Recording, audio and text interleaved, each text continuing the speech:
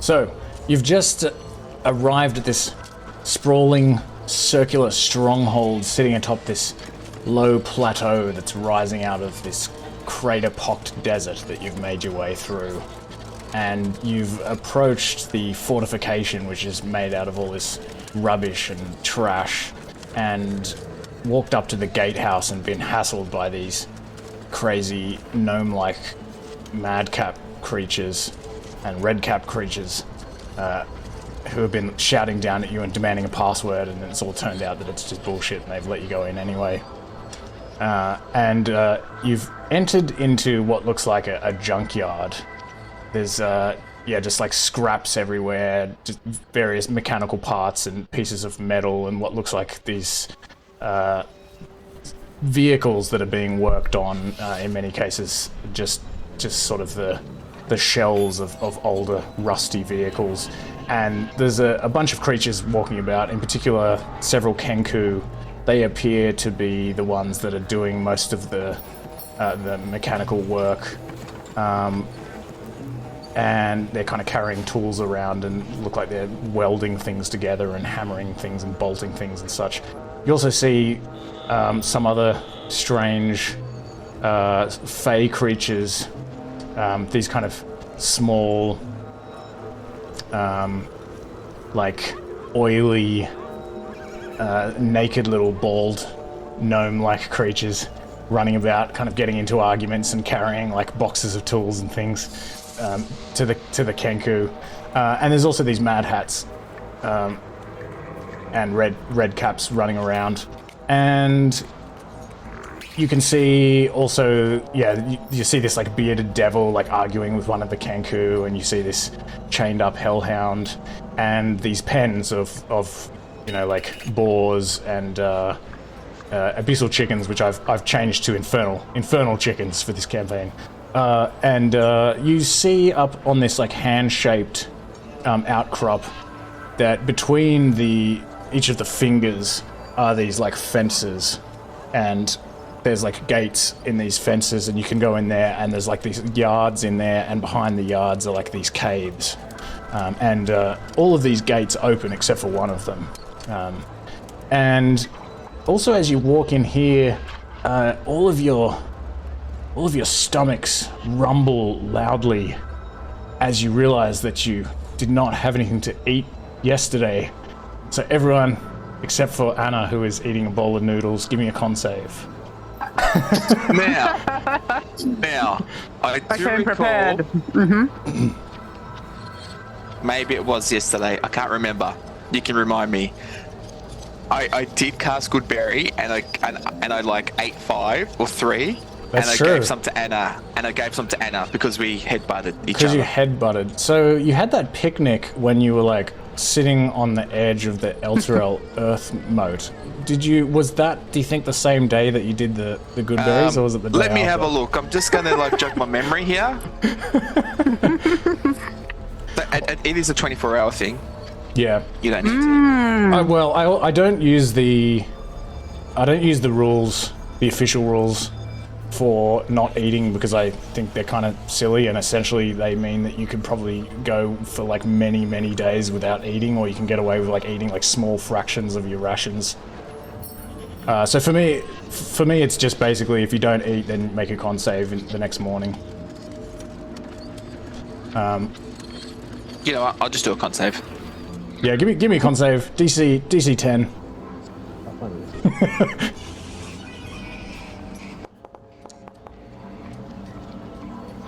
Who wants to control the missing Alina for this time? I know I'm forbidden to, so... Oh, no.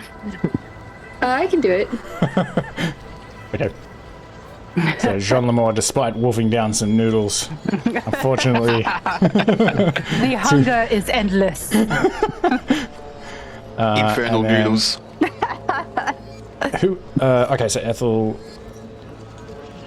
in control of... Ray... Captain General. Everyone's got 3 names. I don't know who. So you should be able to roll for Alina now. Nice. I think. Okay. Oh, I rolled the same thing for both of us. Jean Lemore. Hooray! And the other thing I noticed is that a couple of you are not wearing any clothes. You've been walking around in the nude. This is actually Ethel, Alina, and Jean Lamore. Why am I not wearing clothes? How did this happen? I think that you probably didn't realize that the common clothes that are in your inventory are actually the clothes that you're wearing. So maybe you've gotten rid of them at some point. I gave you all some clothes again, and we can say that while you were at Alina's, you picked up some additional clothing which you were able to give to Janda. I am wearing these. I'm putting a note for myself. Yeah, I mean, because it doesn't actually give you because of where they're listed. Where are they? I can never find it. The common, because they're just listed as like loot. It's an understandable mistake to make because it doesn't actually allow you to equip them either. But yeah, pretty much like if you don't have it in your inventory, then you don't have it. So Technically, I have cultist robes equipped. that's true. You could just be like walking around like a flasher.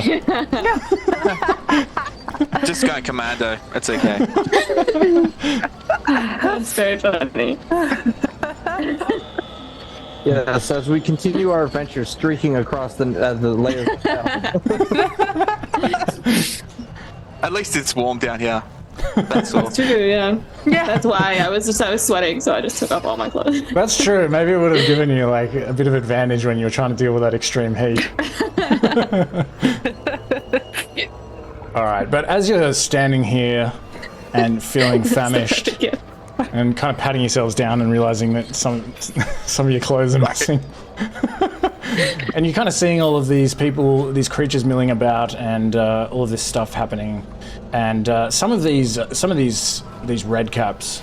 I don't remember if you identify them as red caps. Somebody was able to identify them as red caps, perhaps Lulu. And they kind of like, a couple of them kind of come up behind you, like 3 or 4 of them. Like, yeah, so what are you doing? Another one kind of comes up and goes like, hey you! They're like talking to Ethel. They're like, you want a finger? Like holds out like what looks like this like severed like human finger. You can have it, it's a present, it's yours. It's a token of our friendship. Kind of do want that. I'll take the creepy severed finger. I don't know. They might want something in return, no? So after you take the finger, it this crazy little gnome-like thing with this red cap like takes a step back. It like twitches its mustache and goes like and like kind of looks around and goes, "Hey everyone! That old lady stole my finger! They're thieves!" What? You said this was a token of our friendship. What? I wouldn't say that. I wouldn't be friends with somebody like you. Jeez. Wow, mean. I guess I'm keeping this now. A couple of these other red caps like kind of gather around you. Some Kenku like briefly look over but then just turn back to their work. They're just like ignoring the shenanigans of these creatures. Like, hey, you owe us something in return. Yeah, what do you got? Yeah, give us something. Ethel, I know the phrase giving someone the finger, but this takes on holding it. Yeah. I already said I like you. Yeah, I like that guy too. Alright, I pull out some boar meat that's like really old, horrible boar meat, and I'll pass that over. I like it. It like takes this boar meat, like sniffs at it. Yeah, lovely. Where'd you get this? Your mother last night. This one's funny. I told you he was funny. No, you told me he was funny. That's what I just said. Anyway, what are you guys doing? This one like starts like eating this clearly rotten boar meat. It's like, I've never had meat like this. What is this? Where'd you get this from? There's all this like rotten like blood meat like going down its chin and stuff, getting in its like moustache. Lovely. Oh, he quite enjoyed that one, Ethel. I'm glad to see. We are here to see the Mad Maggie. Mad Maggie? What do you want with Mad Maggie? We've heard that she may be of use to us. Use for what? None of your business. Yeah, what do you give me if I tell you where she is? Yeah, maybe you'll be of some use to her. I could give you this beautiful antique fruit bowl. Oh, JL, not your fruit bowl. Oh, I know. It is my family heirloom, and You've been carrying it for so long. I know. Give me a performance check with advantage. Oh, yeah. Angelo. Oh, yeah. Okay.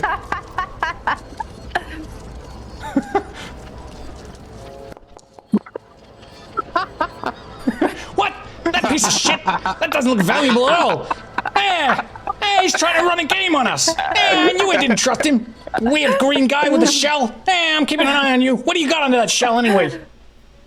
Never you mind. Everyone roll me a d20 at this point. While you're kind of looking at these creatures that are hassling you. Ooh. Should I roll one for Alina too? Yes. Yes, please. Ooh. Okay, and the first one is a 6, lovely, and Alina's is a 2. Oh, now I feel bad. Oh, okay. Alina and Mahkah, give me another. Actually, no, that's all right. That's good how it is. What are your passive perceptions? Mine is. Where am I? Is it this?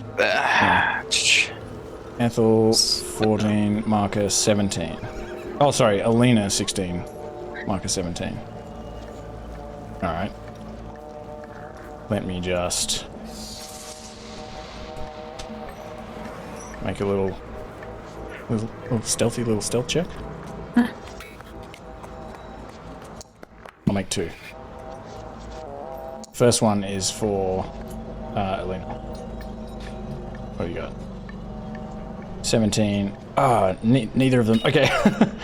So both Alina and Mahkah simultaneously notice that while you're engaged with these redcaps in front of you, a couple of other redcaps have snuck up behind you and are trying to get into your packs and into your pockets and things, and they're trying to take things from you. Hey, back off! No, that nonsense. What? These things attached to me. Not my backpack. I honestly picture Ethel just takes out the decanter of endless water and just kind of spritz them like Cat's like, shoo! Come on! What do you Just got? like a small casual geyser and Just blow that them might be a away. bad thing. Do you do that? How big is the geyser? How big is the geyser? Or how big Well, is it? yeah, because I think nothing else could maybe move something, so maybe it's a real bad idea to put a little geyser in the middle of this. Just flick some water at them. Not a whole geyser. You can flick some water at them, and they're like, ah! What is this? They're licking it, and it's water! Oh my god, it's water! Oh my devils! Oh, I don't know who I worship! Hey, you don't worship anyone! I know that, you idiot! They're looking at this water, they're like, where'd you get this water?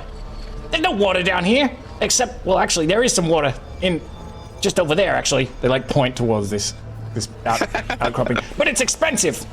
Did you steal? You're stealing! First you steal a finger, then you steal some water! I mean, I don't know. Maybe I could just give you some water if you tell us where Mad Maggie is. Yeah, give me some. Yeah, give him some. And give me some. Tell me where she is first. Yeah, she's up there. All right, I dumped some water on his head. It's dancing around in this water, the other one, a couple of the other ones, run up to him and start sucking on his hair and licking his moustache and stuff. Yeah, tasty water. While they're distracted, let's make a move up there. Yeah. I thought you were gonna say let's steal their stuff. No, I guess we can go. I thought you were going to say that they snuck up behind us and crouched down and wanted to push us over. That would be good. Classic tabletop. Classic red boots, red caps. So as you begin moving up the hill through this trash yard, I just looked at everyone's perception. Who has the highest perception among you? Well, it probably is Mahkah. You also notice as you guys are walking up here, what looks like an imp, kind of like moving around on the top of one of these little shelters made out of trash. And it kind of sees you like look over at it and sort of ducks down, like it's kind of watching you but hiding. And you know, this sort of causes you to like look around, and sure enough, you spot like another one, like walking along some distance behind you. And as you turn around and see it, it kind of like sort of jumps and skips like behind like another, like a piece of metal that's on the ground, and then kind of pokes up and like sort of is like watching you. But you can continue like heading up towards this outcrop, this hand-shaped structure. I definitely whispered to the party to Kensei, hey, we got a tail. A few tails on us. What's to come to be expected, I feel like. We're definitely not in friendly territory.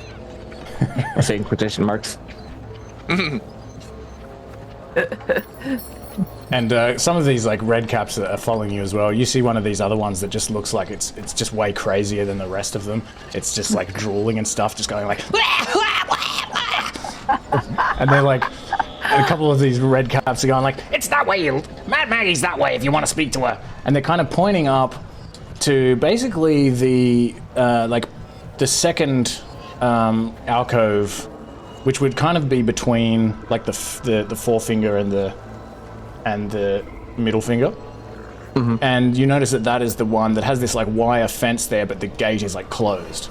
The others have gates that are open. And as you walk up this hill, you can see a couple of other things. You see like through the fence on the left, like between the thumb and the forefinger, so to speak, what looks like you can see some of these war machines in there. And some of these look like they're in much better condition. Like they're being one of them's being repaired by a couple of these Kenku. There's one of these strange little oily creatures kind of standing there, like passing tools to the Kenku. Anyone can give me a nature check or an arcana check if you want to try to identify these things. Yeah, we'll give it a go. Oh, me too. Oh, yes. I win. Ethel, you win D&D. Yeah, I'm done now. Goodbye. You've read about these things. These things are boggles. They are known as like they're fey creatures as well, similar to the redcaps, and they're known as tricksters as well.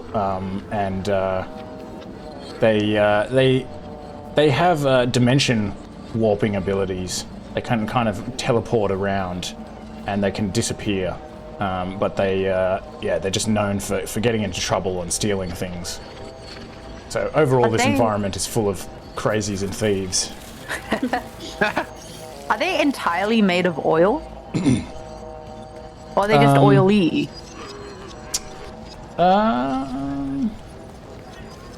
Ethel can tell you that they... Let me see. I mean, it's not important. I'm just curious. They have rubbery and hairless flesh. Like jet black flesh. And they just have this like big large ears and these like big bulbous eyes and these bald heads, but otherwise just kind of humanoid, like big humanoid feet and hands, and just only like a couple of feet tall, just kind of scurrying around. And sure enough, like as you get closer, you see one of them carrying this like crate, and it just sort of disappears and then like reappears further up the hill inside the gate, and is like carrying this crate into some of these caves. And so, yeah, you can see this area that looks like a sort of a service station on the left as you walk up here, and you also see to the right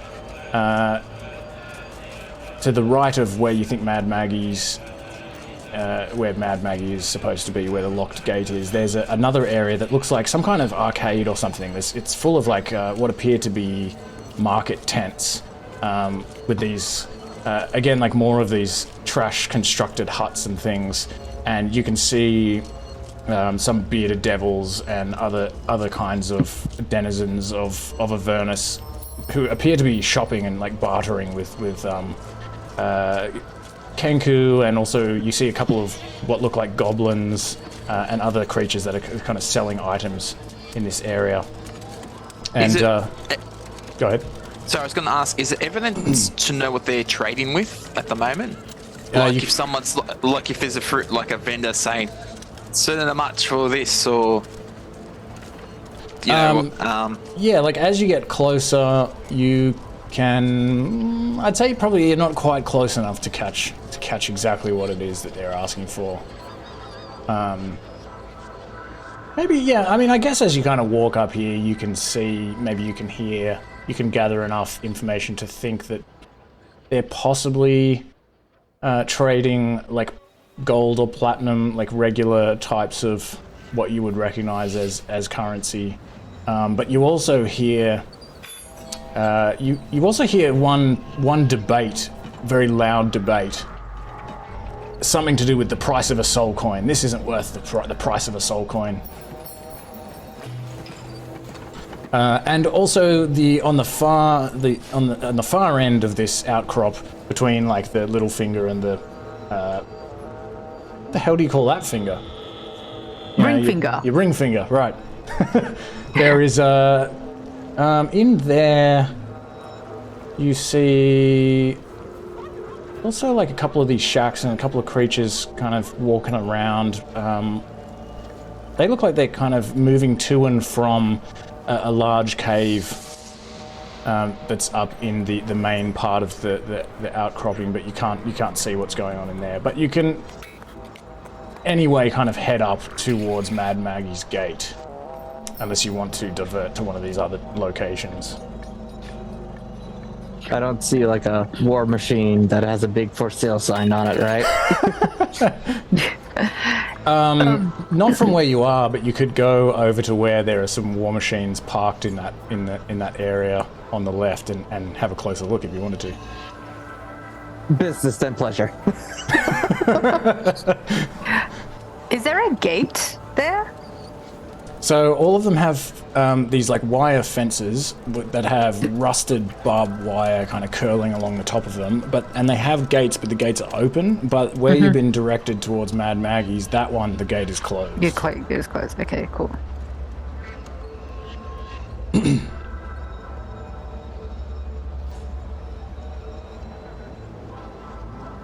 Did you want to head off? Yeah, to see Mad Maggie first. To the Mad Mag. Yeah, let's go find out what this night hag has to say. I'm a little bit nervous, I have to admit. Also, should we try to be careful on what information we freely give? Looks at John Moore, because we are trying to get something that might be highly valuable, and we don't know where Mad Maggie's allegiances could or could not be. Very good. Indeed. Careful. Safe as houses. We are in so much trouble.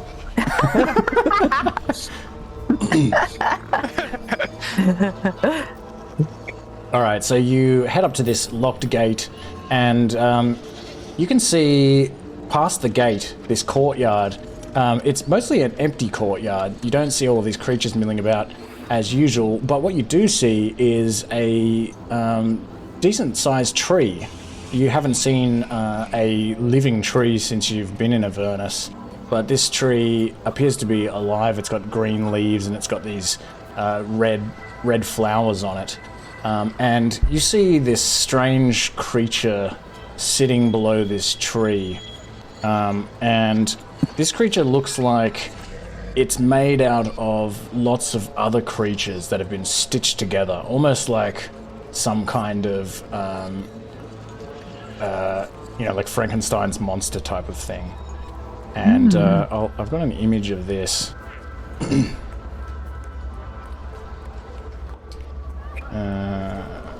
It definitely warms the cockles of Mahkah's heart. The Frankenstein monster? Yeah, why? No, the tree. The tree. Oh, the tree. that is way more interesting than I thought it was going to be. Weird. Yeah, so I guess be? not just different parts of like humans, but different parts of different creatures, devils and other things. This is like it's a pretty tall creature. It's like it's hard to tell exactly because it's leaning against this tree, and you see also as you approach this gate that there's like a piece of rope hanging alongside the actual gate itself that is connected to what looks like a big like copper bell that is like suspended from the top of the gate. And past this creature and the tree, you can see this big cave mouth. And there's just darkness inside. Some kind of glow, but otherwise you can't see much in there.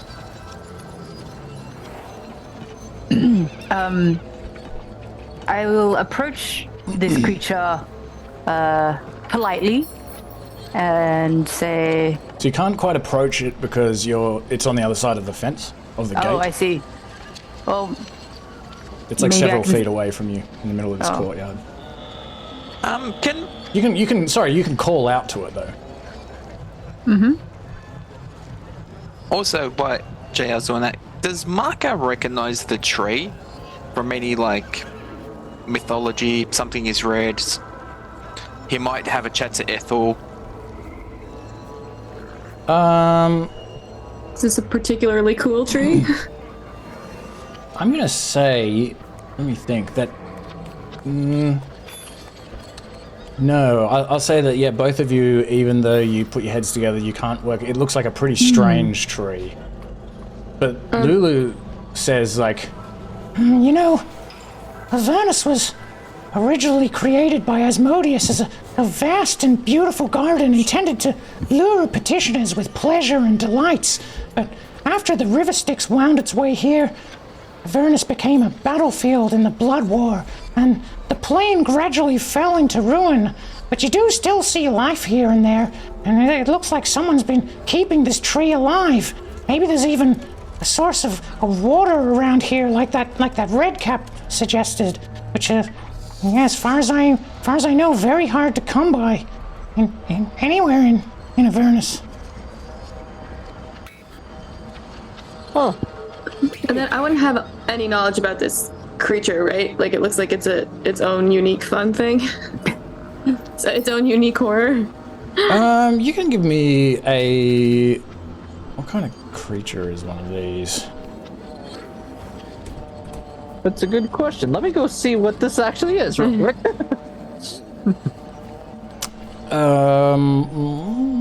Probably. You can wait. Hold on. Let me see. Probably an Arcana check.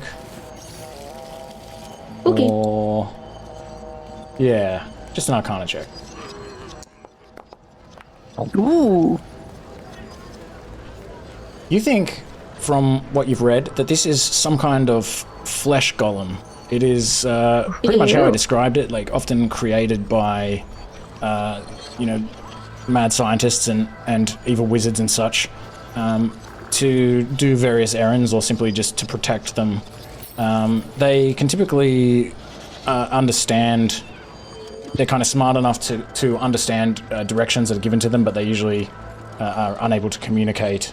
And they have some resistances typically to like the cold, fire. They can't be charmed. They don't become exhausted or frightened. They're sort of zombie-like in a lot of ways, but they also, you feel, have a sort of a consciousness. I would relay enough of that like Jean Lemore would know that maybe this thing can't communicate very well. Well, it doesn't really have too much of a way of a mouth. Although if Jean Lemore is still calling out to it, it will. It turns its head and looks over at you and begins to stand up from where it's sitting at the base of this tree.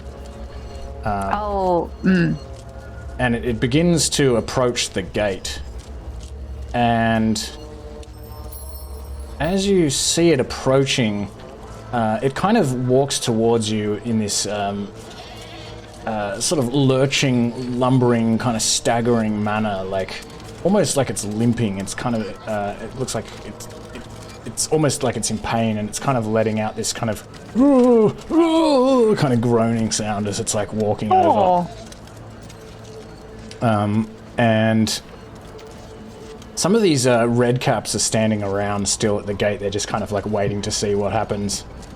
And they start kind of like taunting this thing. They're like, "Here comes old Mickey! Yeah, do the Mickey!" And this kind of creature, as it's like lumbering over, it sort of does this kind of weird skip and a hop. It looks like it's just doing it out of like pain. And all of these red caps just laughing at it like, there he goes, he did the Mickey! Yeah, what a stupid creature! One of them like throws like some kind of, one of them like throws the remains of this like boar meat at it, and just like hits it in the face. It's like, ooh. Oh no! I want to tell these red caps to piss off. Yeah, maybe you should piss I feel off. like Alina would. Alina yells at them. I feel like Alina's kind of like both pissed at these things, but also grossed out by that thing as well. That's true. She doesn't really don't know which way to go. And you also notice, Angelo, while all of this is happening, that these imps have actually followed you up the hill and are kind of still watching you from you know, like only a few feet away, still kind of hiding behind things and keeping an eye on you. But this flesh golem comes up to the gate and just kind of goes like, "Ooh." Mad Maggie. And I'll point in the direction of where I think the cave mouth is. Ooh. Kind of like looks between you all. Smile. We'll smile. I'll smile. Thumbs up. It's like, ooh. Kind of like begins turning around. And all of these red caps start laughing at it. Yeah, it's going. There it goes again. Do the Mickey. And they kind of continue laughing at it as it's kind of like limping and lumbering away back into this courtyard, and it keeps lumbering past this tree and towards this this cave mouth, and it disappears in through this cave. And you wait around for a few minutes, and these creatures are like sort of standing around waiting. And actually, Ethel, what's your perception check? Sorry, what's your passive perception? I was gonna offer them like just a bowl of water to go away. As you like turn to offer them some water, you notice that one of them has like picked up one of the other ones, and it has what looks like almost these like pair of shears, and it's midway trying to chop off your bun.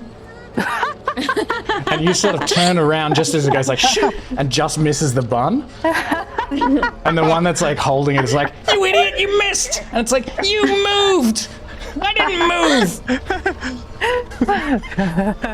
How dare you? My sensible hairstyle.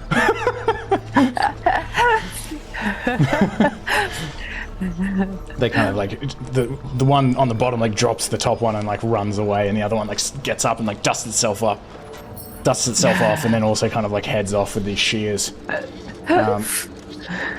And then this flesh golem returns, and it lumbers up as before, kind of limping, letting out this like groan like it's in pain, and it comes up to the gate, and it like fumbles with what looks like keys, and it kind of reaches out and like unlocks this padlock in this really sort of awkward way, and the padlock opens, and it is like able to pull this gate inwards, and it kind of steps to the side and goes like, "Ooh."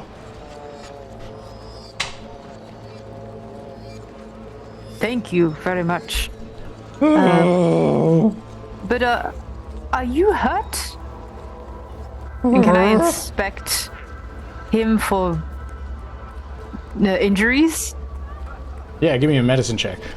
How do you inspect How do you inspect this creature? Mainly with my eyes, and maybe like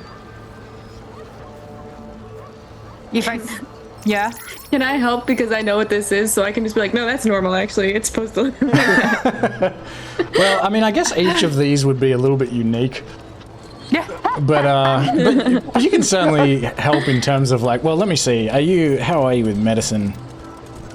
Do you have I don't know if I'm very good at that. I'm just gonna say, I was like, respond to this, like, oh yeah, these things are normal. Like, how the fuck is this normal? No, I'm just like, no, this is normal for one of those things. You see how there's two different things fused together right here? Ethel's Not actually got accurate. one at home. I'm gonna say, Ethel, that because you're not proficient with medicine, well, yeah, okay, but you know a little bit about these flesh golems. All right, give me the check with advantage, medicine check with advantage. See, you gotta ask. Gotta ask.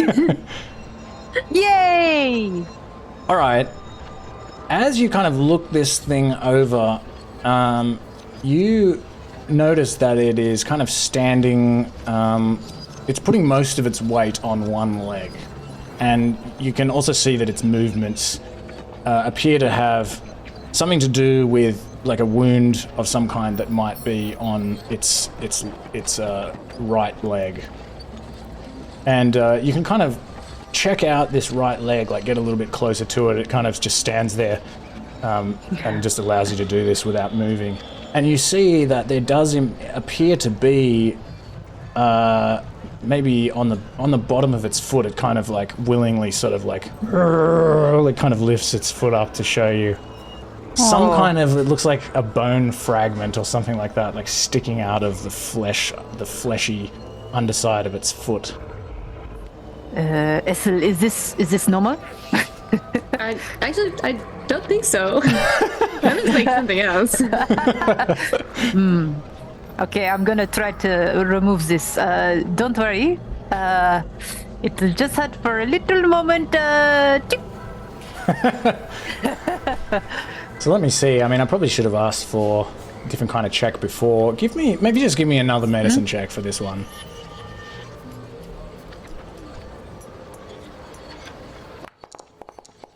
Oh. You pull this thing out and it just lets out this loud groan, like, ooh! Sorry, you don't pull it out, you try to pull it out. It's like, Oh no! and kind of like takes a couple of steps back, like gets out of the way. Ooh!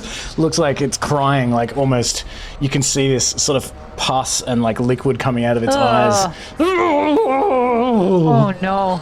And you were unable to remove this piece of bone or whatever it was. Oh. Sorry, man. Oh, okay. Maybe when we get back out, we can come with some help. Get the mother of all like tweezers. Yes, maybe Mad Maggie has something. All right. So it kind of stands there and lets you all walk in through the gate, and then it begins like lumbering back up towards the cave mouth. It looks like it's in even more pain now that you've like tried to pull this thing. Oh, Instead of removing it, you stuck it in further. oh my god. Oh no. And so it leads you up towards this cave, and you can see also as you get closer that there are other caves further up in this big outcrop, and there are what look like little ledges, little pathways leading up to them, maybe from not from this part of the stone, but from some of the other like courtyards that you saw as you were approaching here. Looks like there are pathways leading up to some of these other caves, and you can see in a couple of cases it looks like maybe there's a kenku kind of sticking its head out of one, maybe like I don't know, dumping some kind of like foul smelling liquid out of the cave, like out of some kind of pot, and going back inside. You can see like smoke coming from another one, and you figure there's like creatures living in these things, and so you head up to this cave, and this Mickey, the flesh golem, sort of waves you in. And you follow it in through the cave, and as you head in here, you can see that the source of this light that you saw is initially what you think is like some kind of lamp, some sort of light or something, like a lantern, which you imagine must just be hanging to the right of, just within inside this cave mouth. But as you get closer, you notice that this thing is just hovering, and what it actually looks like to you is just a skull that is just like hovering in the middle of the air, but there is like this green flame kind of emanating from like kind of all around this skull, and it has this like red flame within its eyes, and it's just kind of hovering there silently, and as you walk past it, it kind of turns as if to watch you walk past it. I don't think I have a image of this, but yeah, essentially just a floating skull.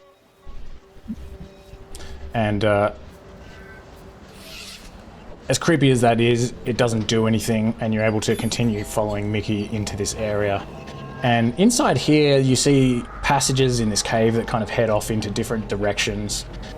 There's rugs on the ground and some decorations and things like wall hangings and what looks like kind of collected junk and oddities, skulls and strange objects that look like they're potentially from different worlds. And you head through some of these passages, and you arrive at the opening to what looks like some kind of laboratory. And you see all of this stuff in here. There's just various kinds of equipment, and again, like a lot of collected items and just various trash and stuff. And there is what appears to be an old lady in here who is like rummaging around in there, seems to be sort of playing with what looks like some kind of machine that's like beeping and making noises. And she turns as you approach. She can clearly hear Mickey just going like, and you can hear it like echoing through these caves. And she turns and approaches you.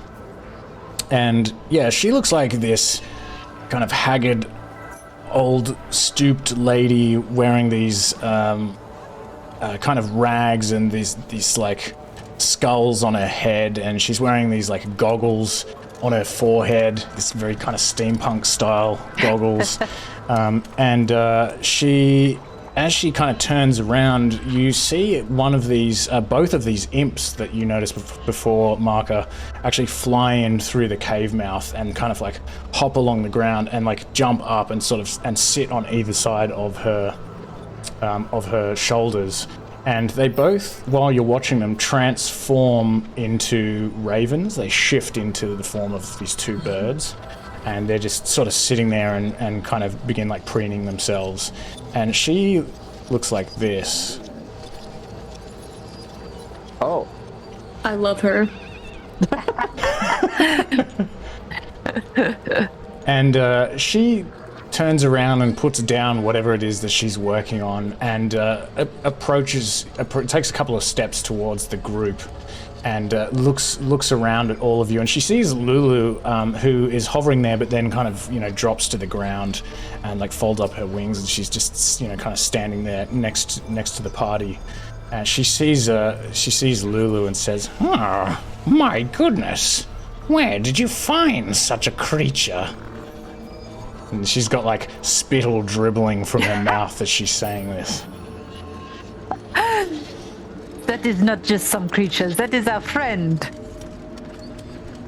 A celestial, I can tell.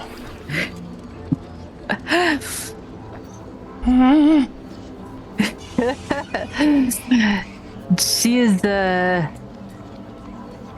we have come actually to help her. To ask you for your help. I see. Would you like some work done on a war machine, perhaps? Or are you interested in purchasing some items? More so for the recovery of a memory. Really? Her memory? Interesting. What sort of memories are you trying to recover? So she's, Lulu has, oh. I don't say Lulu. Almost doing it again. Oh no! What did you say? This is a family heirloom that has been lost. It is a very important, very sentimental item, and it would be of great appreciation if you could help us with this memory. Well, you have come to the right place. How did you know to seek out me? I am very interested in memories, and particularly nightmares and fearful memories. Do you have a lot of those, little Celestial? I don't know. I can't remember a lot of my memories. I see. And this is the problem. You feel your friend here knows where this heirloom is, but cannot remember. Oh yeah, it seems to have been lost in some sort of traumatic great battle, apparently somewhere here. So it got to be somewhere good.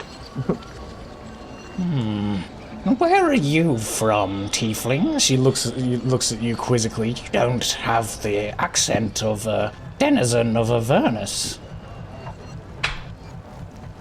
You just haven't been where I'm from. Fair enough. Fair enough. And what about you? It's not very often I see a turtle down here. Nice to meet you, Mad Maggie. Mad I like what Maggie, you done is with it? the place. Oh, thank you. Yes, Mad Maggie, yes, they do call me mad. But I just think they don't understand. True. Madame No one Maggie. ever understands real research. I say, I'm looking around all these machines. I'm so excited. Ah, a fellow scientist, is it? An academic. An academic? You look almost human. What brings you to Avernus?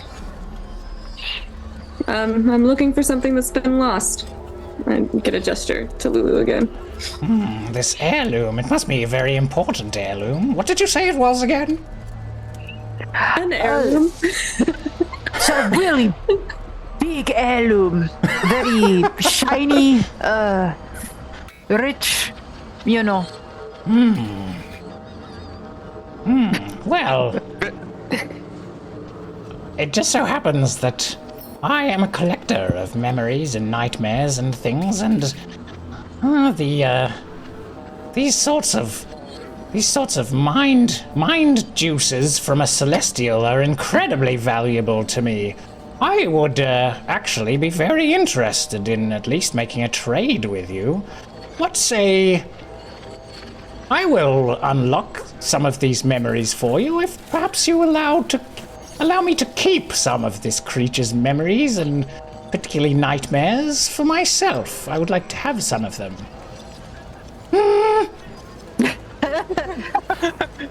How do you get these things, and what do you do with them? Well, it just so happens I have a machine of my own making, actually. The psychic distillerator, I call it. It allows me to extract nightmares and dreams and memories, and I distill them, and I can watch them at my own leisure or use them in some of my other experiments or magic. Before we get lost, I must say, I love the name.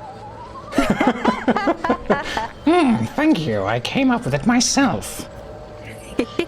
You're in luck as well, because it just so happens that recently the Sadioran transducer, that's the part that helps to distill the audio of the dreams, it was stolen by these damned winged dissenters. But luckily, I happen to have still a backup one, an old one. It's a little bit dusty, and I haven't used it in a while, but it should do the trick.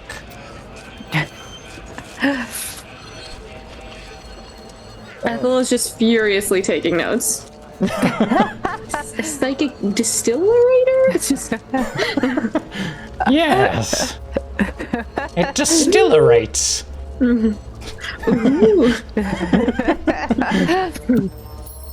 Well, if you'll give me some time. Well, firstly, do you agree on this trade? I look to the party, more specifically Lulu, to kind of like, because we are messing with him, so Messing with Lulu, yeah. Oh, what about? Can you show us a demonstration first Well, I with could. one of your? What were you thinking? I'm sure one of those red caps has a lot of nightmarish memories. Oh, no, believe me, there's nothing in those creatures' brains that interests me. That's a very good one. You got a point there. What about you? You must have some terrors inside you. Ah, Ooh. I do. Well, please sit down if you like. I'll give you a demonstration. But you should know that once I distillerate these memories, you will never get them back. True. Is there any adverse effects to the memory distilleration. distillation? Aside from losing the memories, only a little bit of pain, nothing really, only just a pinprick. It's pleasant, really. Well, pleasant for me, anyway.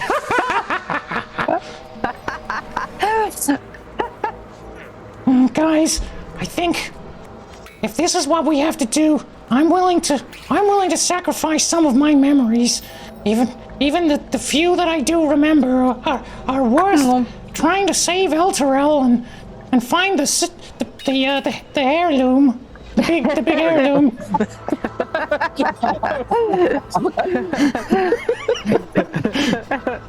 I'm willing to do it. There you go. The Holophant is ready. Oh, Oh, hook up the lovely volunteer. Okay. Well, right this way then. Lulu walks cautiously into this laboratory, and Mad Maggie kind of points her in this direction of this recliner seat. She says, "This here is the psychic distillerator. But you'll have to bear with me a moment. I need to go and find that Sadioran transducer, the backup one.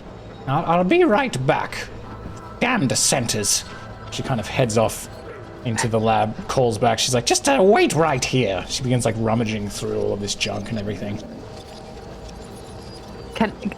is she in sight? Yes. Okay, good. Is Lulu in sight? Is she or through a different room? Lulu Because we just definitely jumps wanna- up onto this seat, this recliner seat, but you're all In the same standing room? around. Yep. Oh yeah, okay. Definitely want to comfort her. Yeah. Ethel is poking around all of this stuff in this room in a way that is just technically not breaking any boundaries. You know, everything's out. Everything's out on the table. There's all kinds of various contraptions and books written in different languages and various spell components, vials of potions and all kinds of crap that looks like it hasn't worked for a long time. Some stuff that's kind of organic and some stuff that's mechanical. Is there any way we can... Oh. Never mind. Never mind. What were you thinking? I don't know, just to like give Lulu some sort of buffer. A buffer? Like, in You case want to of... cast aid to give him a little bit more maximum HP just in case so he doesn't accidentally be electrocuted to death? Yes. Yes, I want to protect Lulu. I sure appreciate it. She did say it might hurt. I'm gonna do it. Because she is a valued party member. Thanks, Jean Lamore. Oh, whoops.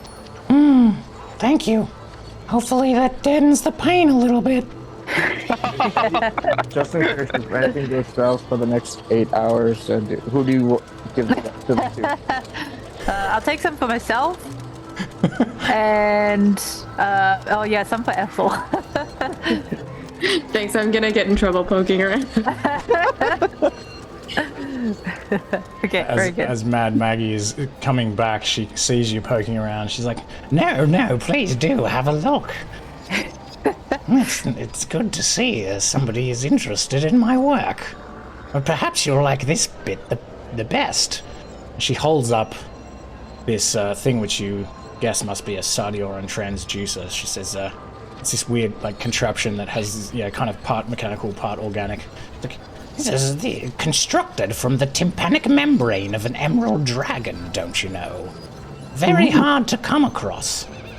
This one was stolen from another warlord, Bitterbreath, I believe, and it was sold to me some time ago, but it's not particularly reliable, which is why I got a new one. But yes, like I said, that one was stolen, but this one should do okay. She kind of reaches down into like behind this recliner chair, and you kind of see her like slotting this thing in between these like other mechanical parts. It's like, there we go, that should do it. I'm sorry, Bitterbreath? Bitterbreath, yes. Another warlord. Do you not know of Bitterbreath? Sorry, the name just... I got a chuckle, so I had to make sure that I got that right. Mahkah would like to give JL a fist bump of Vigilant Blessing. Ooh. Just in case. And mention to JL, if Madame Maggie is talking about these dissenters, your beloved Maribel's right on the trail there. Maybe we can kill like 2 imps with 1 stone. Didn't say that too loud. One of these ravens is like, and maybe retrieve that part she was after, so it's less painful for Lulu, and find Maribel at the same time. You are a genius. That is a brilliant idea. It's a little off the path a little bit, but for Lulu. We... Just speaking out loud, we get the new part, it makes it worse for Lulu, because it's much more potent. I wouldn't worry about it. This part will work just fine. I give it a good step back just in case.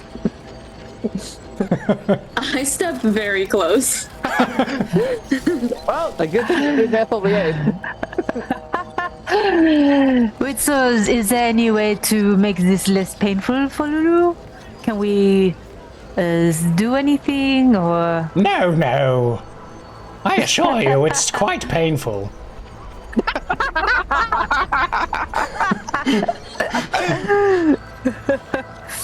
I wouldn't worry about it. Now gather around.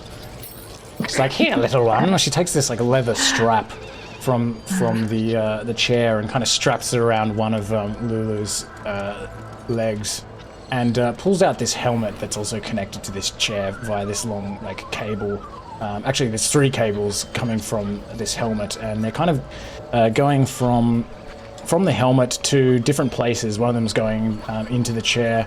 One of them's going to what looks like this kind of large square piece of machinery on wheels that Maggie kind of wheels closer. And I guess actually the other 2 cables are going to that thing. And she puts this helmet onto Lulu's head. She's like, now this'll hurt, but only a little. and she presses this switch on the helmet, and you see this, what looks like some kind of piston on the side of the helmet, kind of like, and like burrow into Lulu's brain. Lulu's like, oh, it hurts, guys, it hurts. Oh no! Maggie's like, Don't worry, she'll be just fine. Only a little bit of pain. and this drilling doesn't go for very long, and Lulu's kind of like breathing loudly, but then sort of calms down a little bit. It's okay, guys. I feel okay. And so then Maggie like pulls one of these cables from the sort of the wheelie part of the machine and goes and like plugs it into this much larger panel that has all of these dials and switches on it, and like pistons and tubes with different colored substances in it. And you see this thing in the middle of this panel that looks like basically this like gold-colored metal sphere that's like resting in this like kind of claw-like cradle. And she says, This is the psychomorphic core. Just in case any of you are interested, she kind of looks at Ethel in particular. this is fashioned from the clockwork heart of a Modron hierarch. It was purchased for cheap from a merchant at the Wandering Emporium, don't you know? I don't think they realized what they had. Anyway, it's quite interesting the way it works, And she kind of plays with some of these dials and then pulls this big lever, and you see this machine kind of power up, and all these lights turn on, and this energy sound, this vibration starts up, and this ball kind of lifts up from this cradle and begins like spinning around in the air, and Lulu's like, I can feel some kind of tingling sensation. and as this psychomorphic core is sort of levitating and spinning around, it's making this like this regular ticking sound, almost like the sound of a clock or something. And it begins like glowing like bright red. And as this machine is whirring and all of this stuff is happening, Lulu's like, I can see something. I can see a silver beach beneath a pair of blue moons.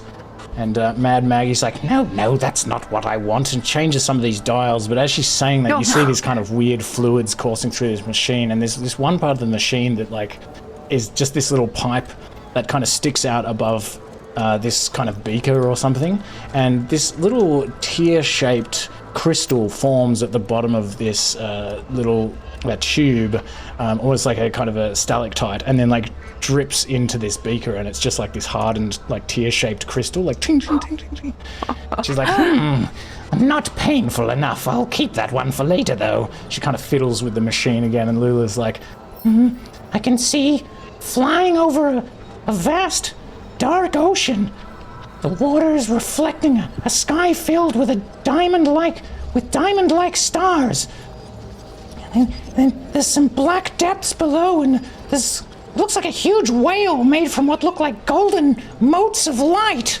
Mad Maggie's still fiddling with these controls, and Lula's like, Now I'm looking out a window made from gems set into silver and gold across a green and verdant landscape with, it looks like metallic dragons flitting through the sky.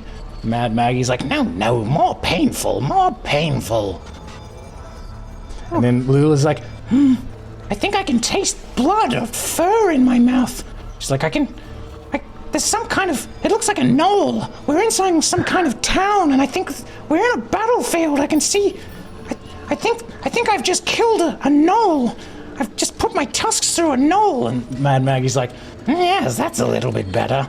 and then Lula's like, It's starting to feel painful. and she starts like kind of shaking and stuff, and Mad Maggie's like getting frustrated. She's like, Why isn't it working? and this like whirring sound is like kind of building up in this machine, and she's like, changing all these dials and pulling levers and stuff, and Lulu starts to like cry out, and Mad Maggie's like, I don't know what's happening. Why isn't it working? and pulls this lever, and Lulu's like, I can see a busy marketplace carved from a cliff face, and I think I'm speaking to a winged lion with some kind of, the face of a man. and all of a sudden the machine, like the back of the chair where this Sardioran transducer was plugged in, just like explodes, like. And as that happened, you see this like floating ball that's like above this cradle, this psychomorphic core. It also explodes, and all of this like smoke starts like coming out of the machine and out of this wheeling machine and next to the seat. And Mad Maggie's like, "Damn it!"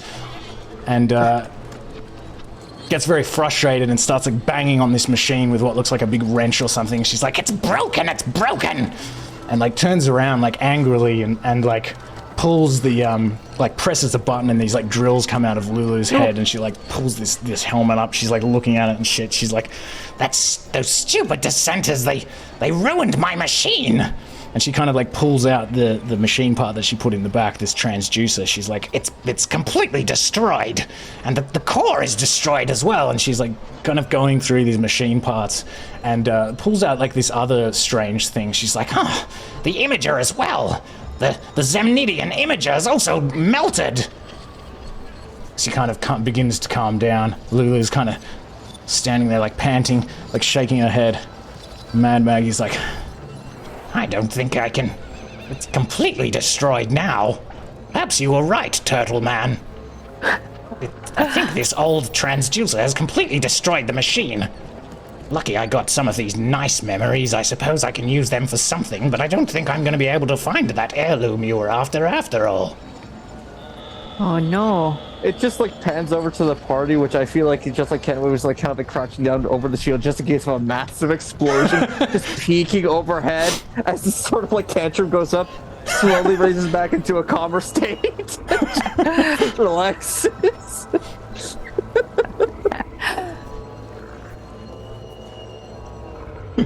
Huh. Is there any way to repair this machine? Well, I would need a new psychomorphic core, a new transducer, and also a new Zemnidian imager. These things are made from the eyes of beholders. They're very hard to come by. This one, Morden Kanan gave me this one in return for a favor. I see. I don't really get these off of the. Yeah, you don't really find these off the shelves of common markets everywhere. No, indeed. I shouldn't have tried to use this damn old transducer. You were absolutely right. Lulu is kind of like lifting up her elephant foot, kind of like rubbing her like brow, or like maybe she's kind of rubbing her head on her shoulder. I'm okay, guys. Good Did it work? You've done well. yeah. It was until it wasn't. Did we find it? I wasn't really clear what was. I saw lots of things, but I don't really remember seeing the heirloom. Yes, technical difficulties. Look, if you can find me any of these items, then I would be able to continue this experiment for you. But unfortunately, until I have replacements, I don't think I'll be able to. So I suppose the deal is off. Oh, we can put a hold on the deal. That's okay. See. Whereabouts are these descendants located? The dissenters? I don't know. I've heard from the devils that they are flying around collecting anything that makes sound. I believe that's why they went after my transducer, but they flew, I didn't really see, they flew in a northwesterly direction. That's all I can tell you. So, wait, wasn't north like a dis word? What's a westward word? Oh, yes. Sorry, I was aware that you might not know of the directional words that are used in Avernus. The west direction is, what would that be? That would be Contra Abyss, I believe. Yes, the Contra Abyssward way. Seeing as the abyss is to the east. So, Dis contra abyss. DCA, as we say around here. Dollar cost averaging. Good technique.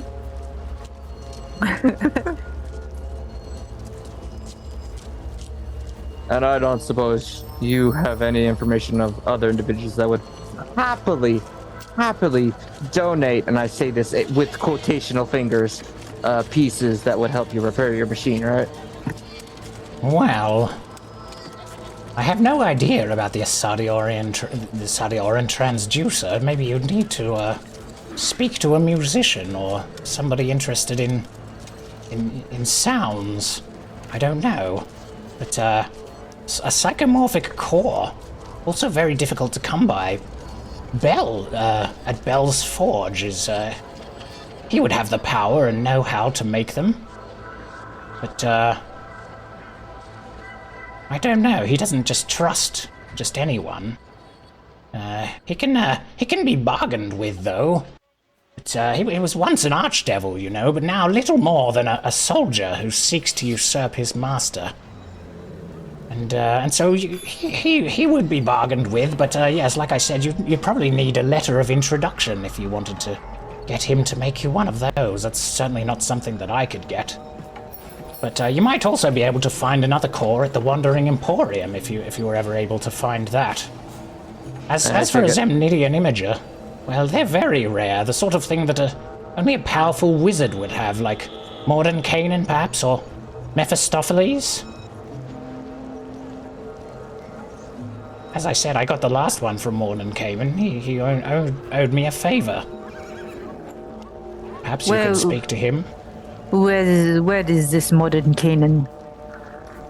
Mordenkainen is relatively nearby. Well, at least sometimes he is. His tower is the Tower of It travels throughout the Hells. It settles in different places across Avernus, and indeed some of the other layers.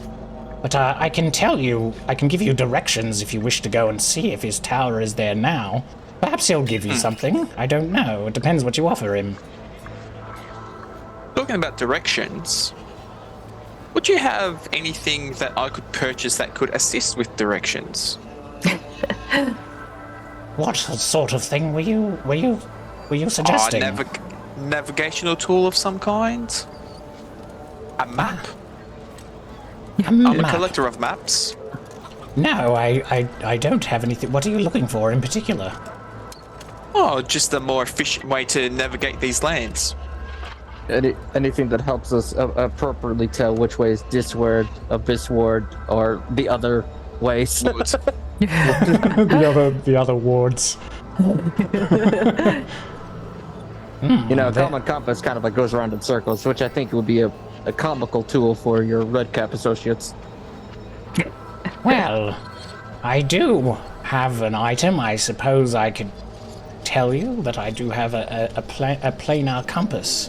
Ooh. But I would not be willing to give that to you, for I only have one of them. You would, if you wanted something like that, you would probably be able to find that at the Wandering Emporium as well. If you can ever find it. And there lies the problem.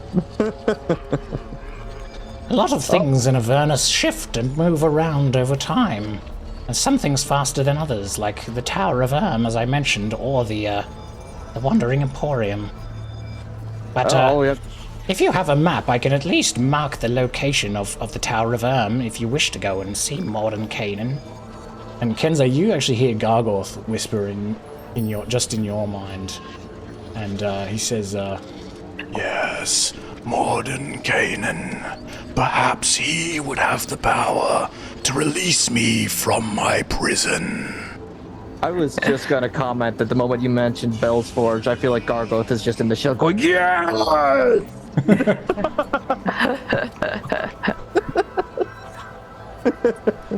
Yes, perhaps there also.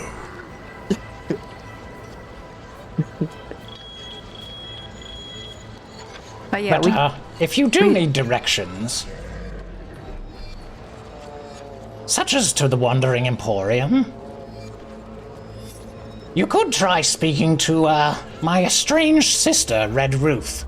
Once part of my coven, but once the third of us died, the remaining two became estranged, although she does continue to sell me infernal chickens. They're very tasty, don't you know? And she runs an infernal chicken farm. But she lives in the Bone Brambles, just across the river Styx in the Abysswood Way. And she is a seer, a soothsayer. And if you are looking to locate something, she might be able to help you with that, perhaps. I don't know, you'd have to ask her. So what are you suggesting? You think you might find some of these replacement items for me, and then we continue the deal as we began? Is that what you're thinking? I think that sounds. I feel like it would be a new deal, right? Like, we're giving you a lot of things. Maybe we can renegotiate our terms a little bit. I see. What were you thinking? I don't know, maybe you just don't get to keep any memories after we give you a bunch of stuff. Me, then? A bunch of stuff that we're getting. Or maybe might be like a souped up war machine, maybe something like that, or discount. I don't know, something like that. Just scratching the back of his head, like trying not to be too interested, but clearly is interested. It's clearly to assist us in finding these items. Yes, a war machine, you say. Well, that does make sense. I do have a couple of old war machines I could lend you, if it would help you, expedite your search for these items. I wouldn't be willing to give up these memories. This is, the most juicy thing to me about this deal is to keep some of this Celestial's nightmares, but, I could certainly lend you a war machine or two. You could speak to my magpies in the shop. They would be able to help you. I'll send one of my imps to let them know you're coming. Yes.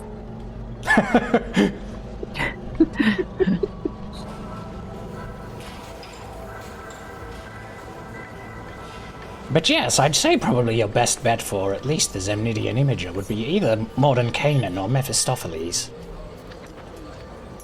Do you know where this the second one's name might be, or is he much more elusive individual than like Morton Caden? Well, both of them are quite elusive, but at least Morden Canaan is much closer to here. Do you happen to have a map I can show you? And actually, this is where I should let you know that I've given you a map. If you go to the top of the screen, you should now see next to Fort Knucklebone, there's a thing that says Marker's Map.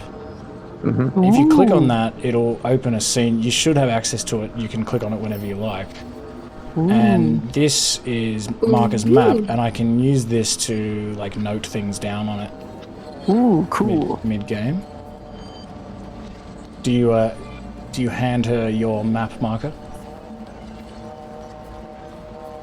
Oh, you're muted. So muted? I do.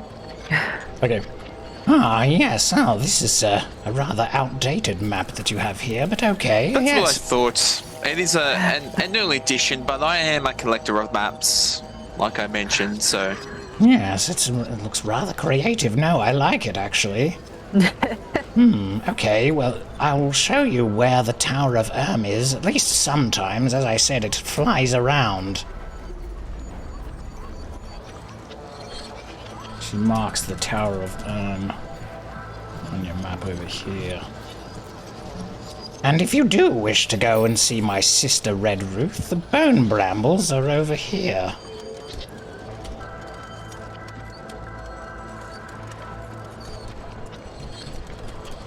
Is there, I don't know, maybe when we visit your sister, is there anything that we could give her on your behalf? Possibly that she knows that you sent us?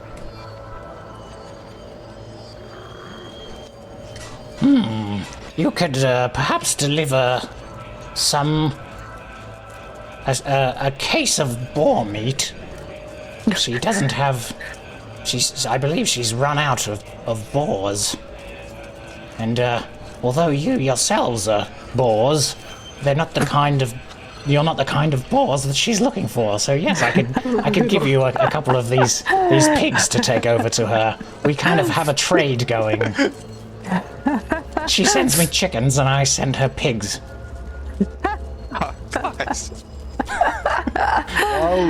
While we are at this sort of like informing of locations, do you know where this like Bell's Forge might be at? Oh yes, I can show you where Bell's Forge is. That would be over here. Which thing would we be able to get there? Of course, it's the volcano. I should have suspected of something. I don't know where exactly Mephistopheles is. If you wanted to speak to him, he lives in Cania, the 8th layer of Bartor. But some say there's a window to Cania in the wastelands. Maybe even a portal of some kind, I don't know, but it's quite far disward. Probably, yes, quite far disward. The Tower of is probably much closer. If it is there. Mm-hmm. And what was the other question? I'm sorry, dearies? Oh, what could we get at Bell's Forge? Was it the transducer? Well, you know, the psychomorphic core. Oh, gotcha. Bell is capable of creating those. Gotcha. He would need to have the clockwork heart of a Modron hierarch, but he is likely to be in possession of the necessary materials, such as that clockwork heart, and he should be able to produce one. But as I said, you'll need a written letter of introduction to see him. He doesn't just speak to anyone. But another bet might be to go to the Wandering Emporium. You might find there are a lot of things there. Magic items, all kinds of unusual equipment and gear that you could find there. That could be another way. But yes, I don't know where that is. It moves around. The Sardioran transducer, as I said, I have no real idea. And the Zemnidian imager, that would be, yes, Mordenkainen or Mephistopheles. Now, you said that you can't assist in the letter of introduction if we have to go this route. Who do we have to bend the knee to kind of like get a letter of introduction? To be honest, which I rarely am, I don't know. Wonderful. You would have to find somebody who is perhaps allied with Bell in some way. Somebody who would be willing to talk to you, who you could trade with. But yes, no one comes to mind. I sort of like, as she was like talking about no one comes to mind, I sort of like flick the shield and I sort of like try to get its attention. I was like, well, you? No. In fact, I do not believe that Bell would be friendly towards me. Perfect. Perhaps you could sneak me in there. Well, we do have a bag of holding. I do not know if it would be safe for me to go into the bag of holding. Not like it would be safe to go anywhere, really. That is true. But this prison is some kind of extra-dimensional force portal. It could destroy me. It could destroy us all. Perhaps some other way. Gonna have to figure out something. It seems that the Tower of could be closer.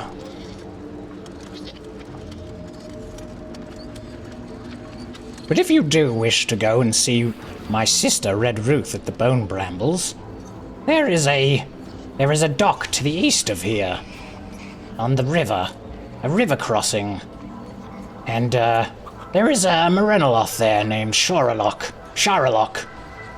He runs a ferry near the dock. It's built next to a hobgoblin tavern. It is just to the I'll just say northeast. It's easier for us all. I agree.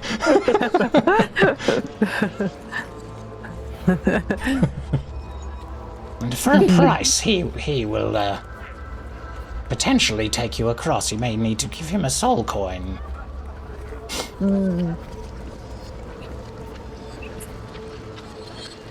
Alright.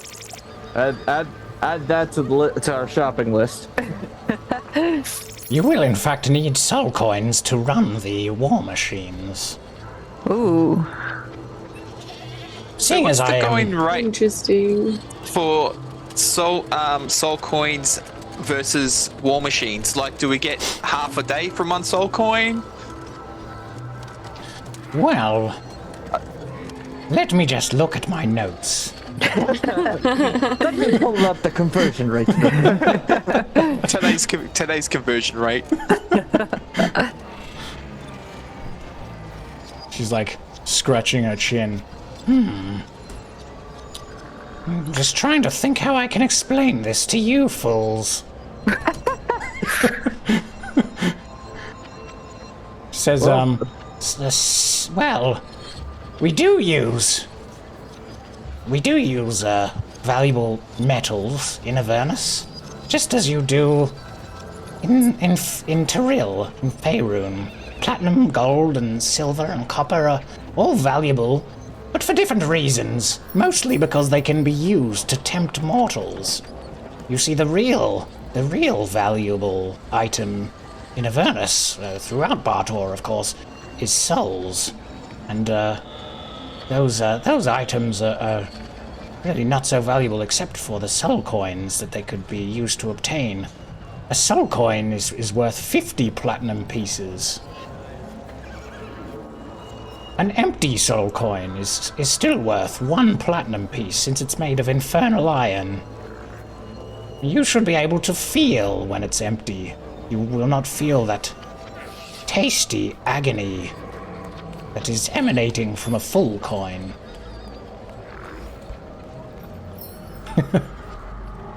Fair. What's the going rate for some water around here? Seems like it might be expensive.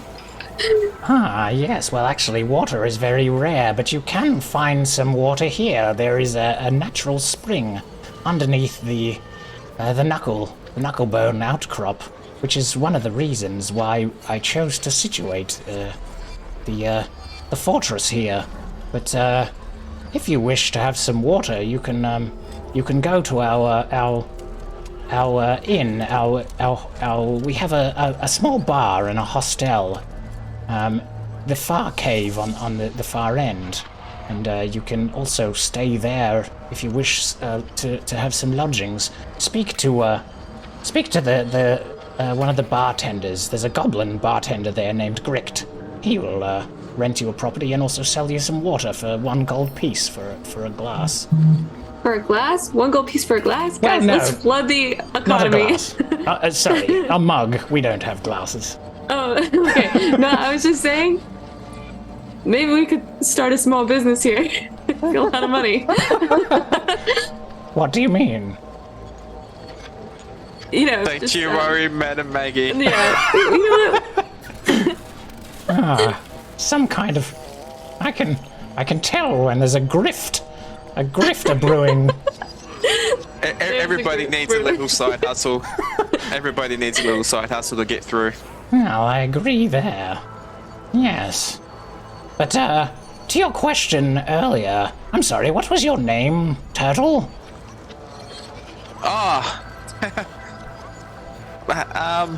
MK. MK. That sounds like an acronym. It's just easier. If you understand aquarium. A sort of a pun acronym. Most amusing, I'm sure. Well, in order to run an infernal war machine, we just call them war machines, of course. They run. You are not from Avernus, are you? All of you. I can tell you don't know the directional words. You don't even know anything about the currency here. Have you come to Avernus looking for this big heirloom? Oh no. We're also looking for JR's beloved. Yes. Yeah. Beloved. Well, that's their quest. I'm just making sure that I am allowed to kick ass along the way. Ah, I see. And what happened to your beloved? She, like, your transducer was taken away by the dissenters.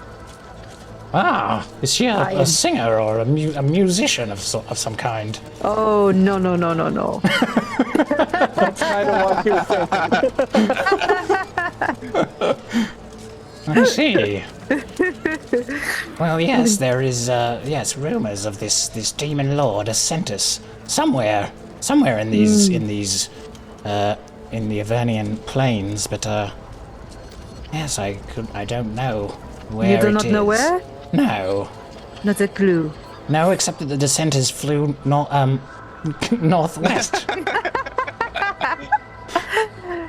But, these war machines, there's an engine at the heart of every war machine. It has a furnace that is powered by soul coins, and they are fueled by demon ichor.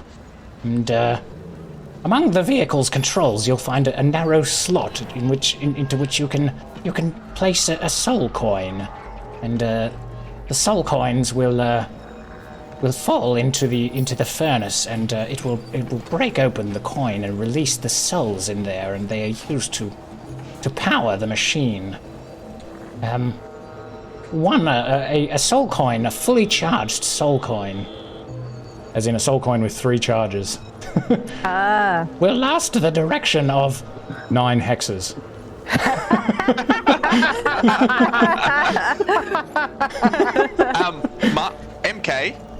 MK is actually impressed with the mileage on the war machine. Well, but you will also need to feed them with demon ichor, and that is required. For 1 vial of demon ichor is required for 10 miles of travel, which is 2 points on the hex. Which is 2 hexes. Oh. Which is what? Nothing. Hexes? Is this another pun? I do like hexes. I've put a hex on you already, actually. Dun, dun, dun. Did you say demon ichor? Yes. We do use oil in Avernus, seeing as I'm giving you a lesson on these parts. But it is hard to come by. It is used for the lighting of fires. Devils love fires. And used for other things, cooking and lighting torches and such. But demon ichor, believe it or not, is more plentiful, and it is used for the fuel of the war machines. So you need the power and the fuel. And we can sell you really as much demon ichor as you need here if you just go to the shop or to the arcade. You can buy it there as well. That's good to know. Like, Mark is he wants to read the manual to make sure he gets the most usage out of the war machine, so it's very... Well... So making sure it's running at peak performance. Well, you should find a manual perhaps you can get one from my magpies. It might be written in Infernal, though. I can translate, don't worry. Excellent. Well, I tell you what. As a measure of good faith, I will give you a soul coin so that you can power this machine. Here you go. She kind of rummages around, pulls out this little purse, looks in there. No, not in there. Puts it down. Looks in one of these other pockets. Finds one in her back pocket. Ah, here we go. A fresh one. Now this is worth a lot of money. I'm trusting you. Well, I'm not trusting you, but you better come back with my parts and with my my memories. Otherwise, I know you're around and I will find you. I have a gang here, the Knucklebones gang, and you will not get very far if we are on your case. Believe me. She hands this over to Mahkah. Here you go. Thank you. I think this is the start of a beautiful friendship here. I hope so. Except that I detest friendships, but I hope that we have a business arrangement anyway. A business. Yes, this is Thank you, sort madam. of an utterly abysmal business arrangement. There we go. Ah, that's the kind of language I appreciate. Well, not abysmal. Don't say that around here. It's a swear word.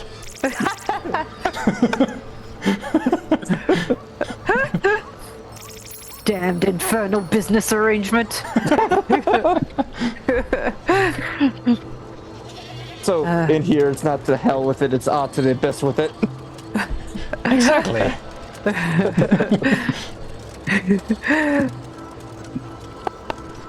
But yes, I will also mark the location of this dock on this map before I give it back to you.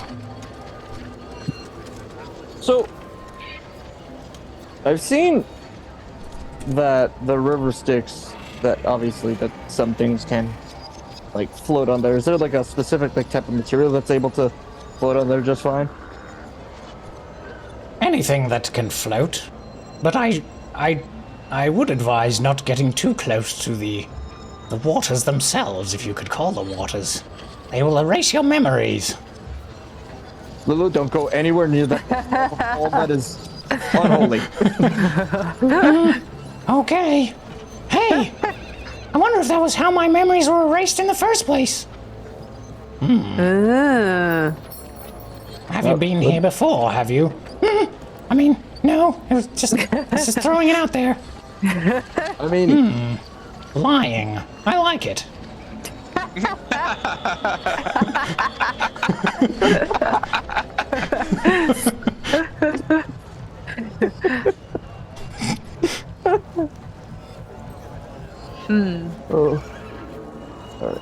Shall we begin our search? Is there anything else we need from the Madame Knucklebones? I mean, Mad Maggie? I No? can't think of anyone. Yeah. Oh, one thing. Do you have a pair of badass tweezers? Tweezers? Yes, I have all kinds of items such as that. Why? What do you want it for? For your fleshy golem. My flesh column. She looks over at Mickey. He's like, Why? What's wrong with him? I mean, I'd noticed he's been moaning and carrying on a lot more than usual. Have you discovered something? There's a bone in his foot. It is hurting him. she walks over and like lifts his foot up. Oh, so there is. This looks like a bone of a bone devil. How did this get in here? What? I don't know what you're talking about. Yes, yeah, let me find some tweezers. She goes like rummaging through this mess of stuff. Comes back with these large, spiky looking tweezers. Well, shall I do it or would you like to do it? No, you do it. All I mean, right. why deprive you of all the fun? She leans down with these tweezers. I'll give it a go. I don't know much about medicine. Tries to like yank this thing out. Pulls out this bone. Mickey's like kind of stumbles back and like falls into some of this like equipment that she's got. Kind of like shakes his head, stands up, kind of puts his foot down. He's like, oh, kind of walks around. He's like, oh. He like walks up towards Jean Lemore and like goes to give you a hug. Oh. Picks you up, like gives you this bear hug. Oh. Puts you back down. Mad Maggie's like, huh. Oh, that's interesting. I didn't realize. I thought he was just complaining and moaning just to be annoying. Well, you know what? For that, you've done me a service I didn't expect. Here, have another soul coin. She pulls another soul coin out and flips it in your direction.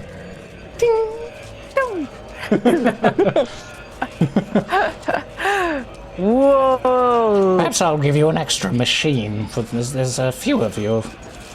There's 2 machines that I'm thinking of that are in the Tinker's shed. There's a what have we got in there? 2 that are relatively intact, if I recall. A Devil's Ride and a Tormentor. See if you can ask my magpies, and they should be able to fix them up for you and get them running. But like I said, you better bring them back, along with my components. Otherwise, I'll be out looking for you. Certainly. She kind of like looks at Lulu again, and you get this very strong sense that she would not be doing this if it weren't for the fact that she considers Lulu's memories very, very valuable. She's like, Please know that I wouldn't just help you if it weren't for that fact. This is entirely selfish.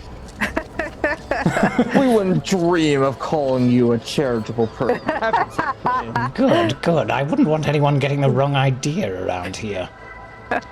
The neutrality of Fort Knucklebone is sometimes a tenuous thing. Anyway, feel free to stay as long as you like. I think that's a sign for us to go. Oh yeah, Kenway's excited. He wants to know what the hell these Devil's Ride and a Tormentor look like. all right, so you can head back out of this cave, past this floating, flaming skull. Actually, if anyone wants to give me an Arcana check, see if you can identify this thing. I'll be right back.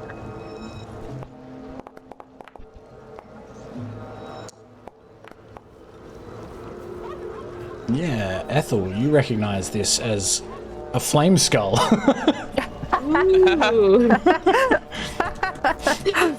These are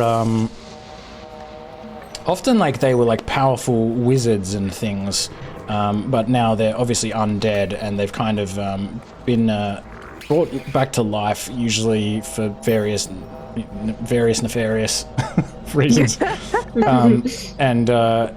Yeah, they just remain as this kind of disembodied skull that can. They're pretty powerful. They can usually cast spells and things, and you think it should probably be able to talk. Hello?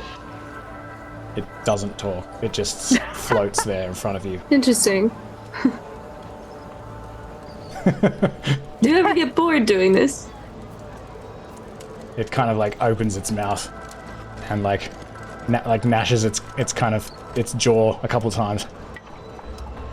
Ethel gnashes her teeth back. Bored. Eternally bored. Do you want to do something more interesting? Like what? Go on a little road trip? Mark is thinking maybe it's a Kensei. We might need a hood ornament, which would be bad. Road trip? I will kill you all for this insult. Oh! So no road trip?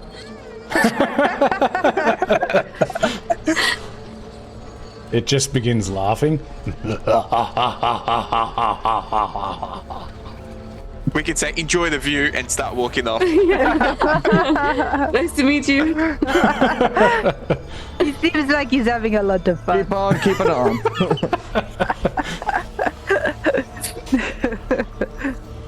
So guys, I'm thinking we could definitely start a small business. I'm thinking we put the other place that sells water out of business. We say any container you bring, we'll fill up for 5 gold, and then we can make a lot of money. We could. We might want to be careful because if any other pry guys know that we have something that gives us endless water, or the way that they like it, they might, take it one way or another. I'm thinking we put up a tent, we fill all the containers in the tent. They don't know exactly what's happening. We do a lot of chanting. We pretend it's a really good spell.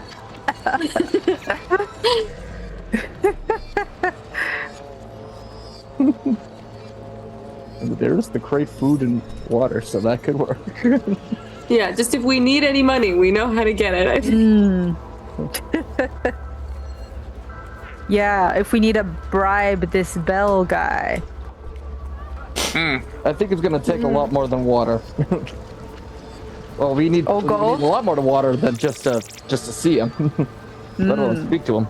Well, wasn't your ex-brother aligned with Bell? Mahkah's grinding his teeth. Because in those bells, very interested in Mahkah.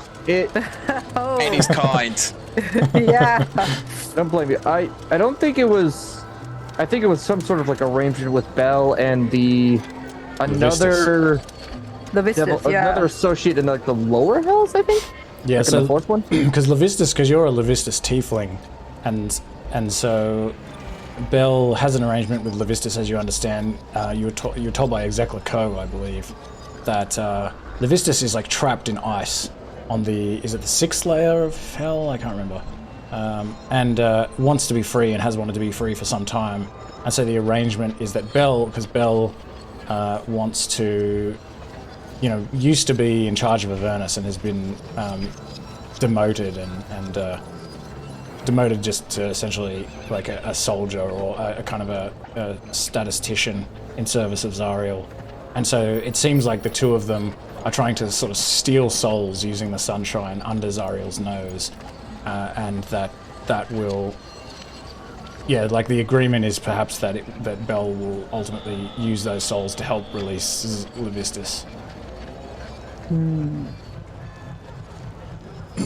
Levistus will then help to kind of put Bell back on the throne, so to speak, as the archdevil of Avernus.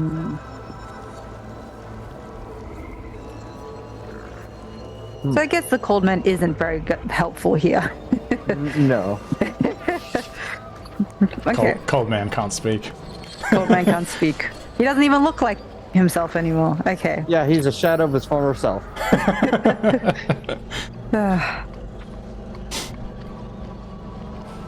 But, why don't we take a 5-minute break there? All right. So I can get some more coffee. Sounds good.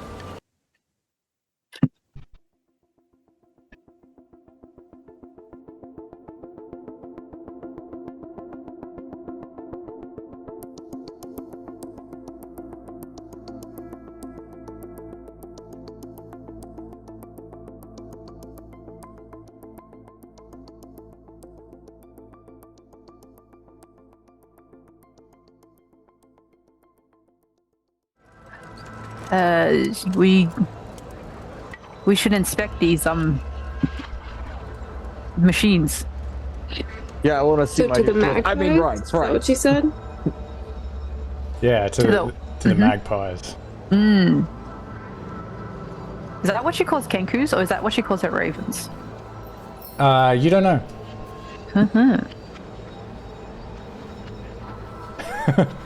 Let's go have a look. As you leave through the gate, and Mickey closes the gate behind you and like waves fondly goodbye, and like I'll wave back. locks the padlock. You do see these two ravens actually fly over the gate again. One of them perches on top of the fence, and one of the other ones kind of flies over and like lands on a roof, and then actually disappears. I don't know if they can disappear in beast form, I can't remember. It turns into an imp again and then it disappears. You notice this, like they're following you around. But you can make your way towards the sort of alcove between the thumb and the forefinger.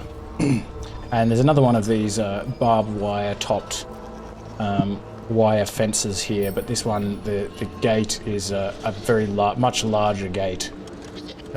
You assume you can see like tracks in the ground where these infernal war machines are obviously driven to and from, and this gate is left open. This sliding gate is all the way open, and you can head in here, and you see this very large cave at the back, Again, you see tracks leading into the cave, and this looks like essentially like a kind of a garage. And there's also many smaller caves in and around the thumb and forefinger, and kind of up above this large cave. And you see ladders and things leading to these little caves. And you think this is probably also some of the Kenku live in these caves. And you can walk through this area, and if you kind of ask any of the Kenku or these boggles that are working on these machines, they just sort of point towards the cave. If you kind of ask, like for the magpies. But I guess you weren't sure if they. Well, now you're sure. But yeah, they point in when you say to them like, are there magpies or whatever, they point in this direction, and you sort of head towards this cave, and you can head in there, and it is sure enough just this very large cavern with these high ceilings, and there are a couple of these war machines in there, and there are these Kenkus kind of working on them, and there's various torches burning to give better light in here.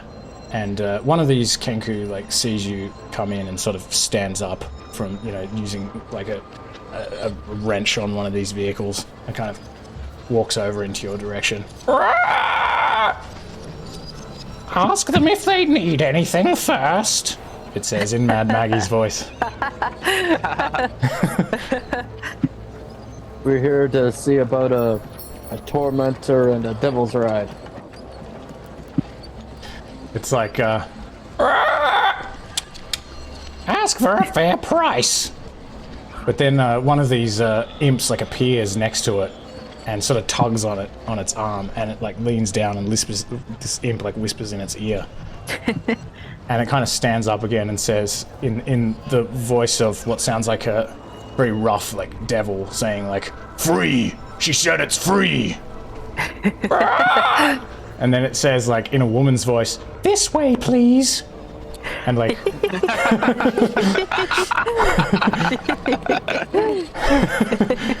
and so you can follow this thing in, and it turns around again as it's kind of walking, and it says, "My name is," and then you hear the sound of basically like something flying through the air and hitting like a piece of metal, like a ding. That's his name. What ding? And then it says, I mentioned what ding? It says in Mad Maggie's voice, Chukka. My magpie, I'll call you Chukka. And Chukka. And it leads you over to this very large vehicle, and there is another Kenku that is kind of trying to work on this vehicle, and it gets up and also kind of shrieks at you and says, "Newcomers are good for business, but stay on your guard." And this one, it says, "My name is," and you hear it go like, "Gung."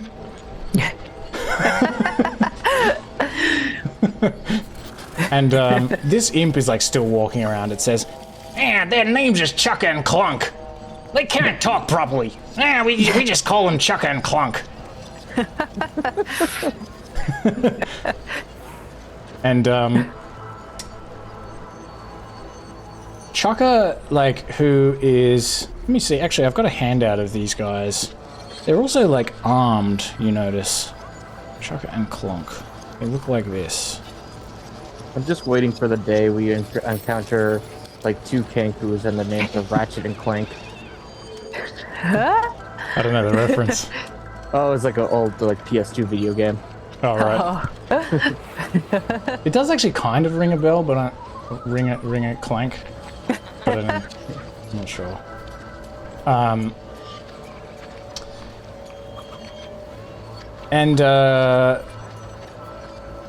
Yeah, maybe this imp is like, Yeah. He's been working on this demon grinder for Mad Maggie. and yeah, so like, which one is which here? I'm just trying to work out where I have information on these. Yeah, Clonk is like the bigger of the two Kenku. Looks very strong, and Chukka is like smaller and much more kind of animated and sort of irritable.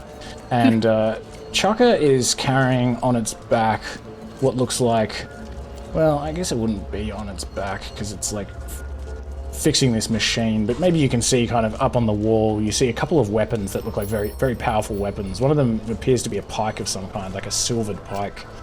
And the other one is a large warhammer that looks to be magical. It has these kind of faintly glowing red runes on it.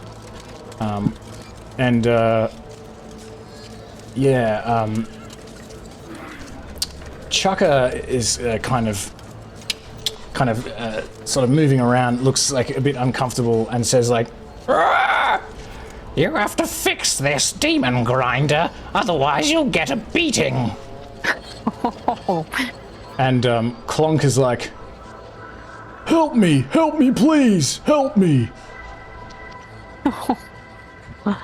And the imp is like, Yeah, they want you to give him a hand fixing this damn demon grinder. Mad Maggie's gotta stick up her ass about it. What do you need what needs to be fixed?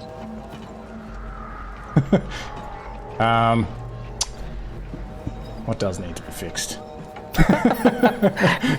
Herein lies another shopping list that we're gonna have to go on.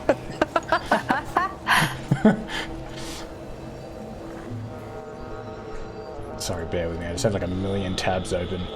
Okay.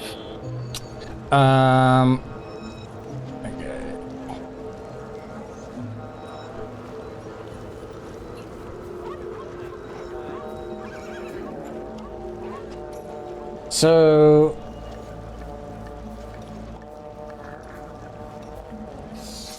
one of these Kenku kind of climbs up and opens this door to this machine that you know is now know is called a demon grinder, and attempts to kind of turn it on. You can hear it sort of like gearing up. All this like smoke starts coming out of these like pipes coming out of the back of it and everything, and it sort of begins to charge up and then just like shuts off, like click. And it's like the Kenku like kind of points its head out of the door. It's like, ah! I can't find it. And then it like makes this song. It like sings this song that sounds like it's being sung by like multiple people. This song about like losing the thing that's most important to you, and how can I ever be healed? Hello, acapella. Yeah.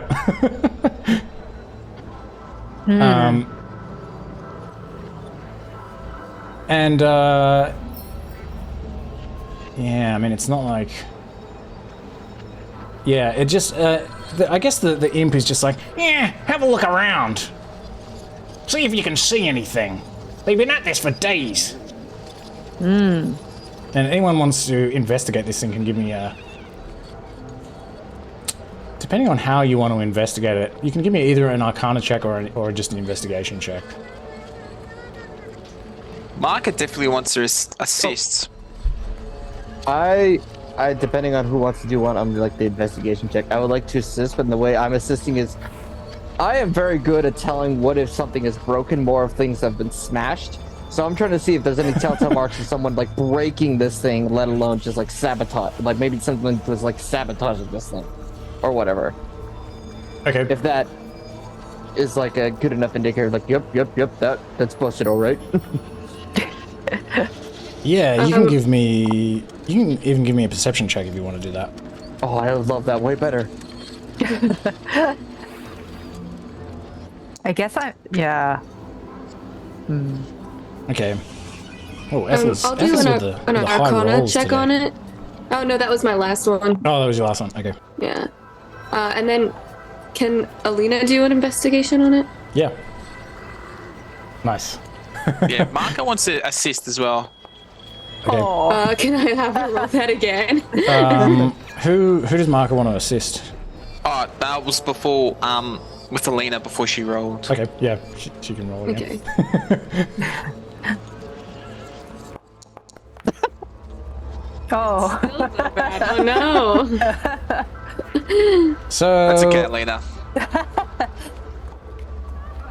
Well, the DC was 15. So Kensei and Ethel, you are able to identify something that you think you kind of have a look around this machine. I don't know why you would have a better chance of identifying this than these actual mechanics that are working at it. I guess because, yeah, Kensei is good at identifying smash things, and Ethel in particular is kind of looking at it with like a wizard's mind, and maybe these Kenku are not looking for like magical issues.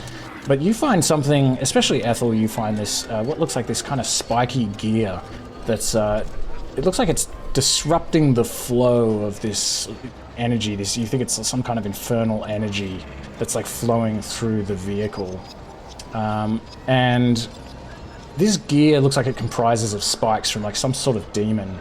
And whenever the Kenkus turn on the demon grinder, yeah, it kind of disrupts this energy and like causes, you think, some sort of energy surge, which like causes the malfunction and the machine like stops running. Like it should be taken out type of causing a disruption? Or like there's something wrong with the gear and it needs to be replaced? You think with the 21 that maybe you could take this gear out, but it would need to be replaced, and so you think maybe if you could like, it's something about the fact that this gear has magic, like this, like a demonic magic within it that's causing this surge. I'd like to picture that Ethel with the Arcana is like looking at the intricate magic of it and just seeing the flow go through. But with Kenway, the simpleton, he just sees a gear that's not turning with the rest of us. Like, there's your problem. Yeah, maybe that's what happens. Like Kensei can identify that looks like the problem cause of it, and Ethel's able to kind of think about like, why is it causing the problem? And so yeah, you think it's because this thing has its own energy. It's kind of creating this energy that's like disrupting the rest of the vehicle. I just sort of like look to the birds and like, you're gonna need a replace with that, and just like points to the gear that's not working at all.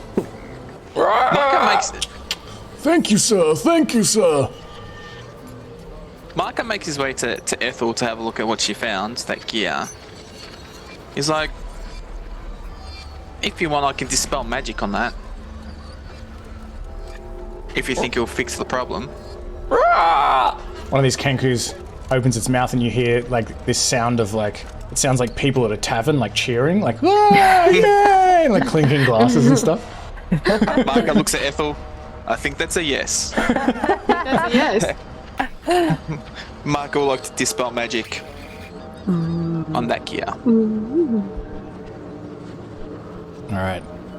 So you cast Dispel Magic on the gear, and as you're kind of wielding this magic and drawing the magic out of the gear, you do get the sense that you have managed to remove this magic from the gear. And Chukka kind of goes back up into the vehicle and tries to turn it on, and this time as it heats up and gets going again, this time it doesn't have the problem, it doesn't turn off.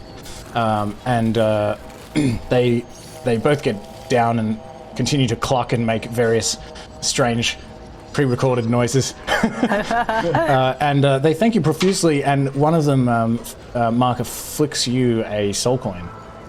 Ooh, Thank you. nice. I have no idea what that just happened, but I'm wonderful. And this imp is like, Yeah, so you like soul coins, do ya? Let me know if you want another one. I might just happen to have a job for you. Depends on the job. Well, you look like the kind of guy that might be able to do a job on the down low. Maybe maybe whack a guy. What do you think? What do you say? At first, you had my interest. Now you have my attention. He's good at whacking.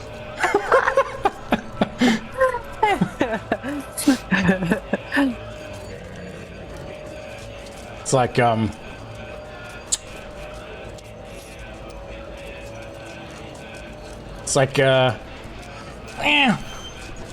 You think one of those stupid redcaps is planning something?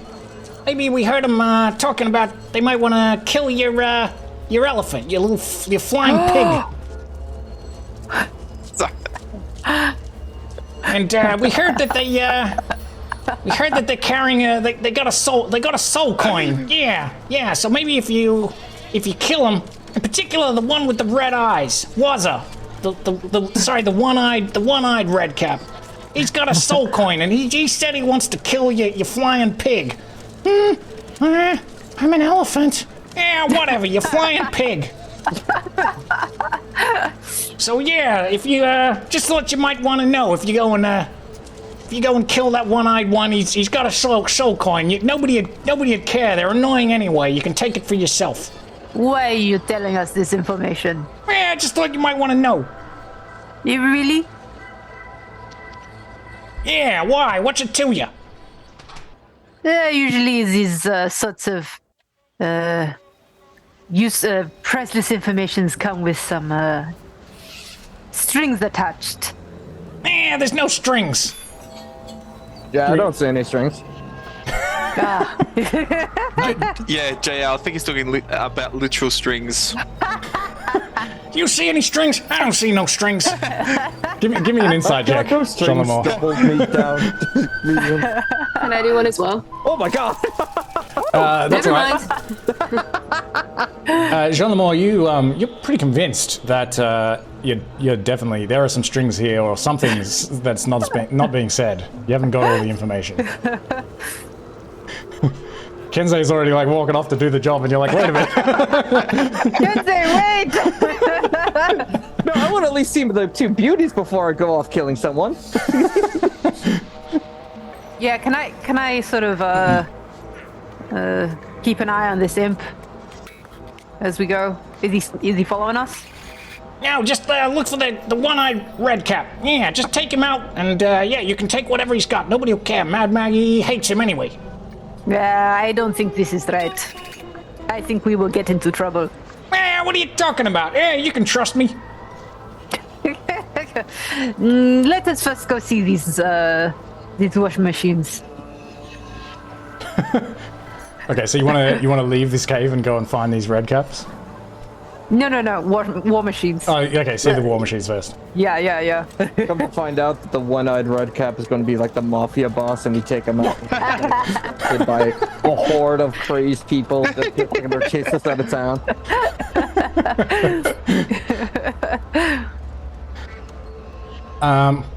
Okay, so you can return to you kind of tell this imp to that you'll think about it, and you can go back and engage with these Kenkus, and they will lead you over to these two vehicles that one of them is like a smaller one, which they tell you in Mad Maggie's voice is called a Devil's Ride, and the bigger one, which they tell you in the imp's voice actually, is called a Tormentor. And you notice that the wheels of the Devil's Ride are missing, and the Tormentor is, they explain to you, missing its harpoon flinger. They managed to get this information to you across after various kinds of charades and repeated phrases and words that they've heard in the past. And it's also, it's got some armor plating that's corroded, as though it's been like eaten by acid. I point to the one without wheels. Isn't that a problem?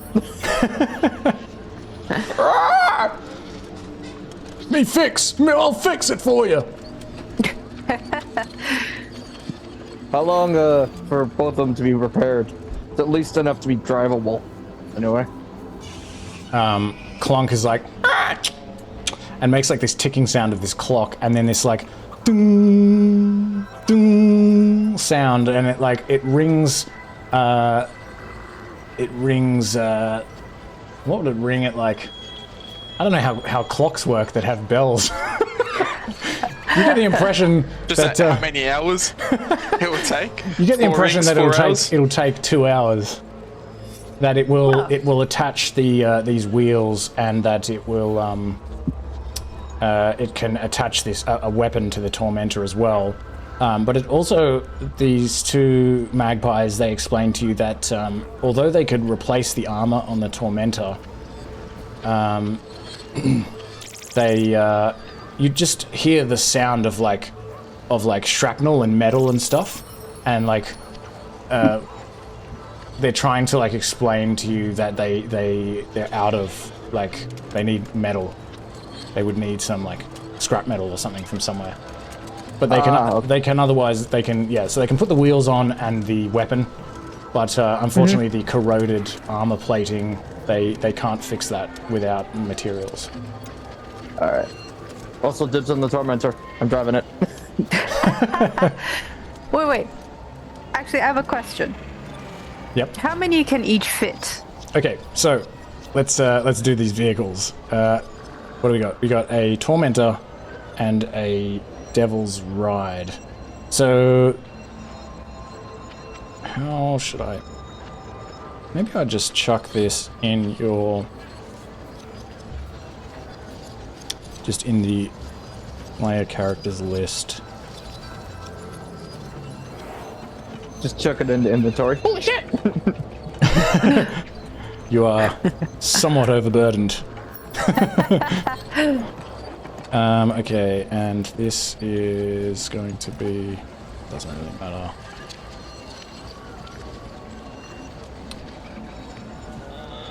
Okay.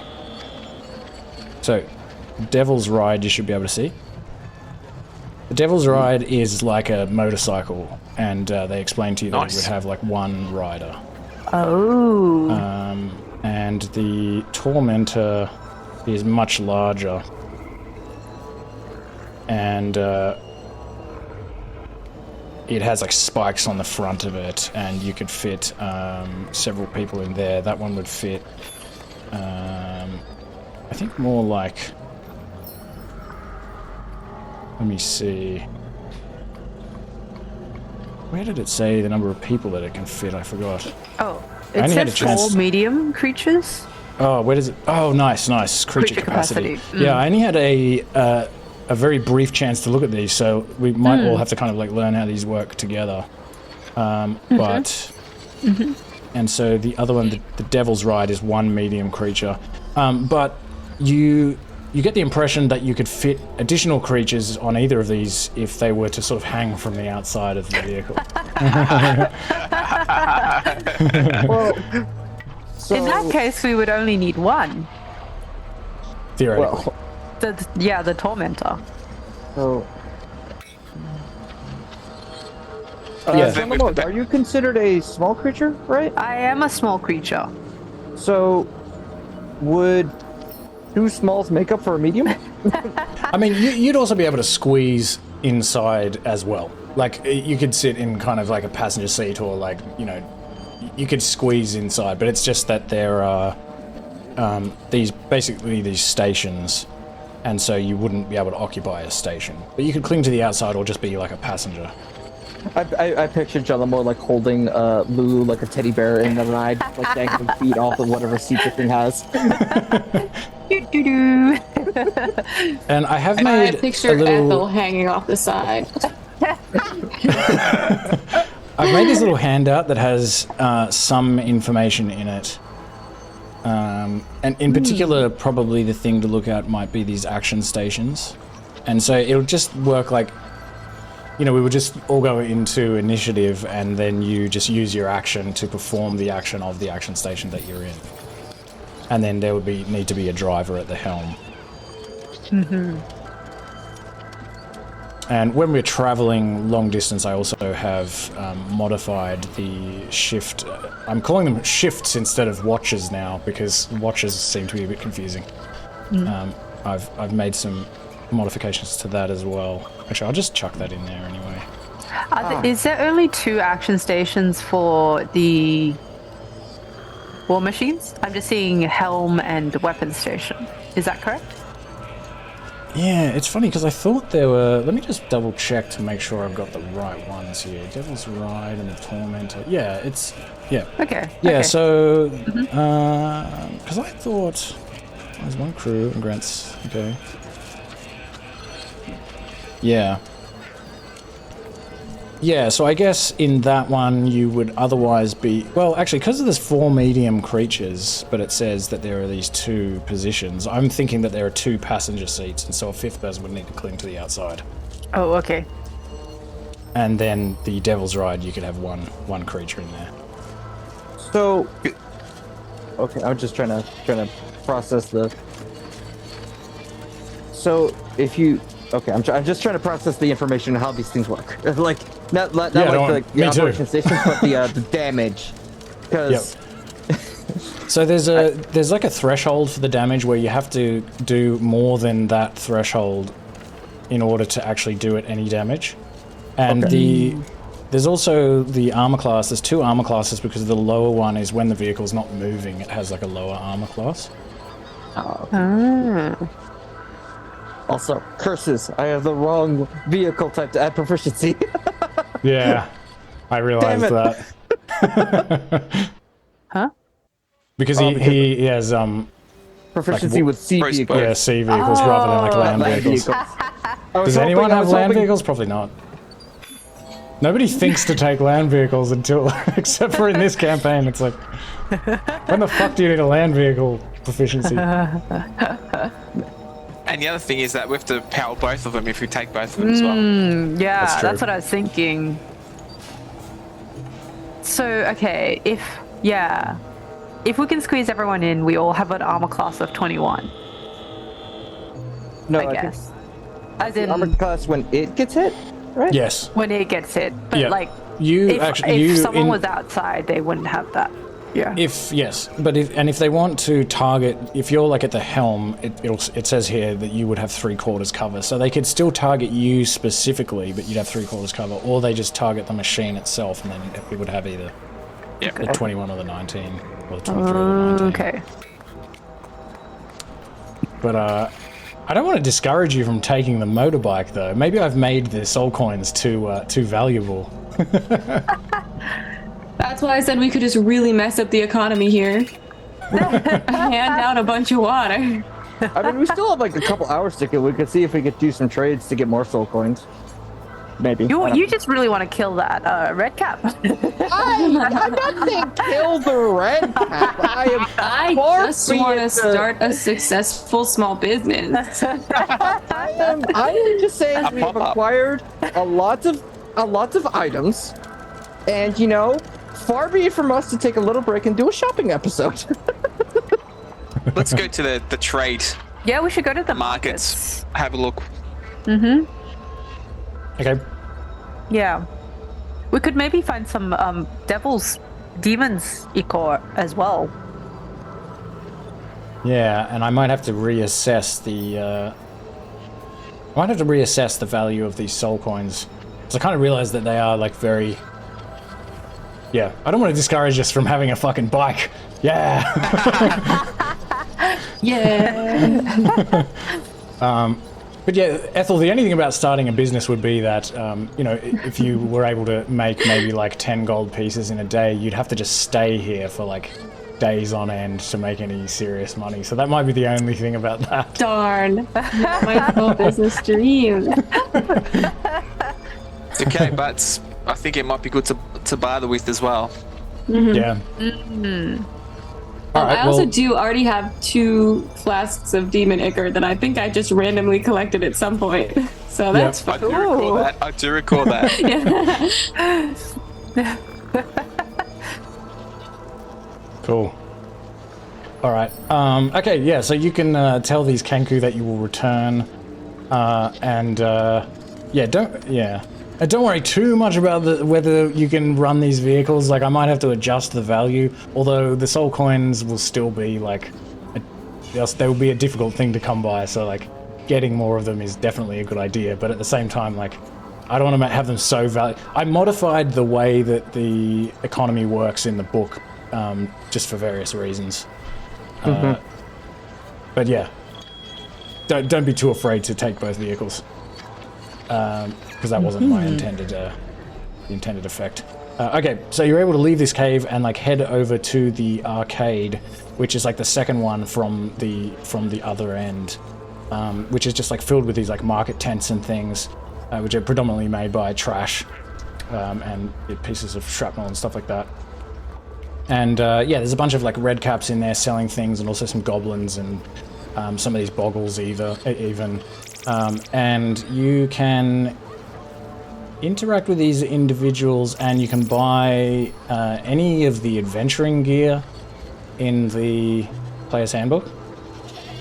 And you can also buy metal, basically like jerry cans of demon ichor, which each would consist of about like 10 vials each, and they would cost 10 gold pieces each. And you can also buy basic spell components. So if you need like find familiar components or something like that, you can get that as well. Is there a store that looks like we could cash in some of our loot? At like maybe you can see one of these stalls is like quite a large stall and has like a lot of various kinds of junk on the counter. It looks like almost like some kind of infernal pawn shop. It's like some sort of weird like half-functioning trumpet and some kind of like broken clock and like something with like buttons on it. It looks like some sort of like calculator. There's like an abacus, and there's one of these like little like boggles in there. It's like, hey, what would you like? Come, I will take your money. I will sell you whatever you like. It's just this like little naked man. Oh, please tell me he's got a fez on. Does he have a fez? He can certainly have a fez. Hey, you want this fez? Even this fez is for sale. 3 soul coin for this fez.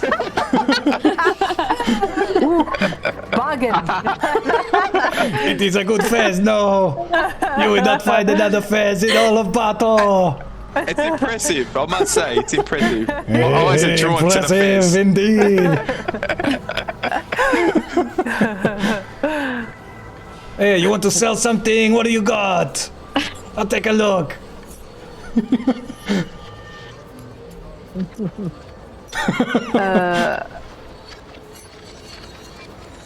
I got a die that shows like you can control what number it lands on.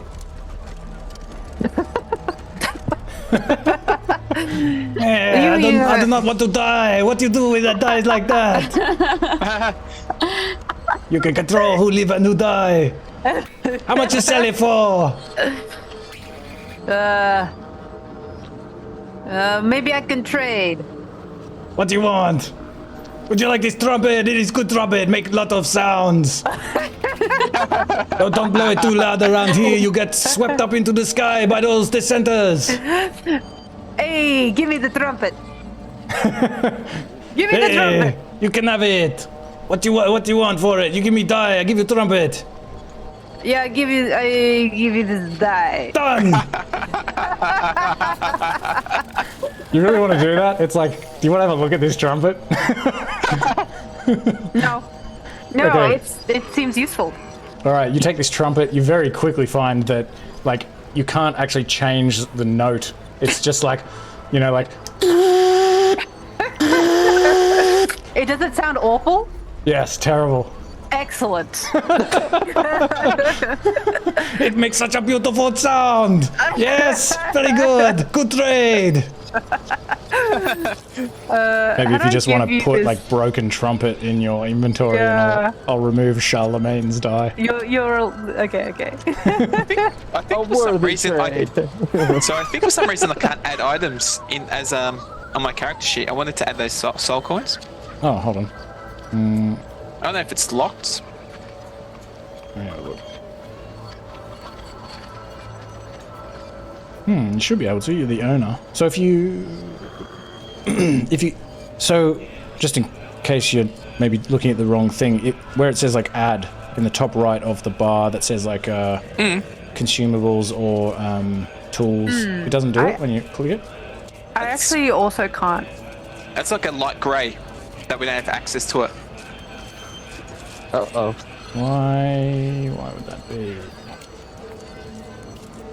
Wait, hold on. That's okay. I just Yeah, noted I down. can do it. You can add to equipment and other, but not loot. Huh. Yeah, Let me see so if I I can can. add to loot. Yeah.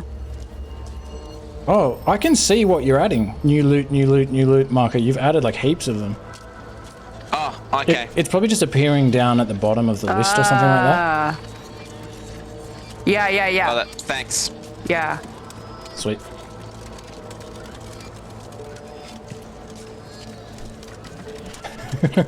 So, what do you want? What else do you want? Can I interest you in working clock?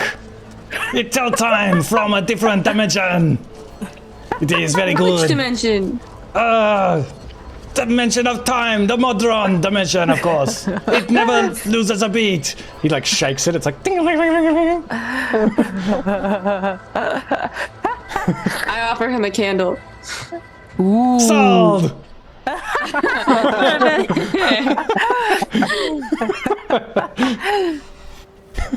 The best deal I've ever made.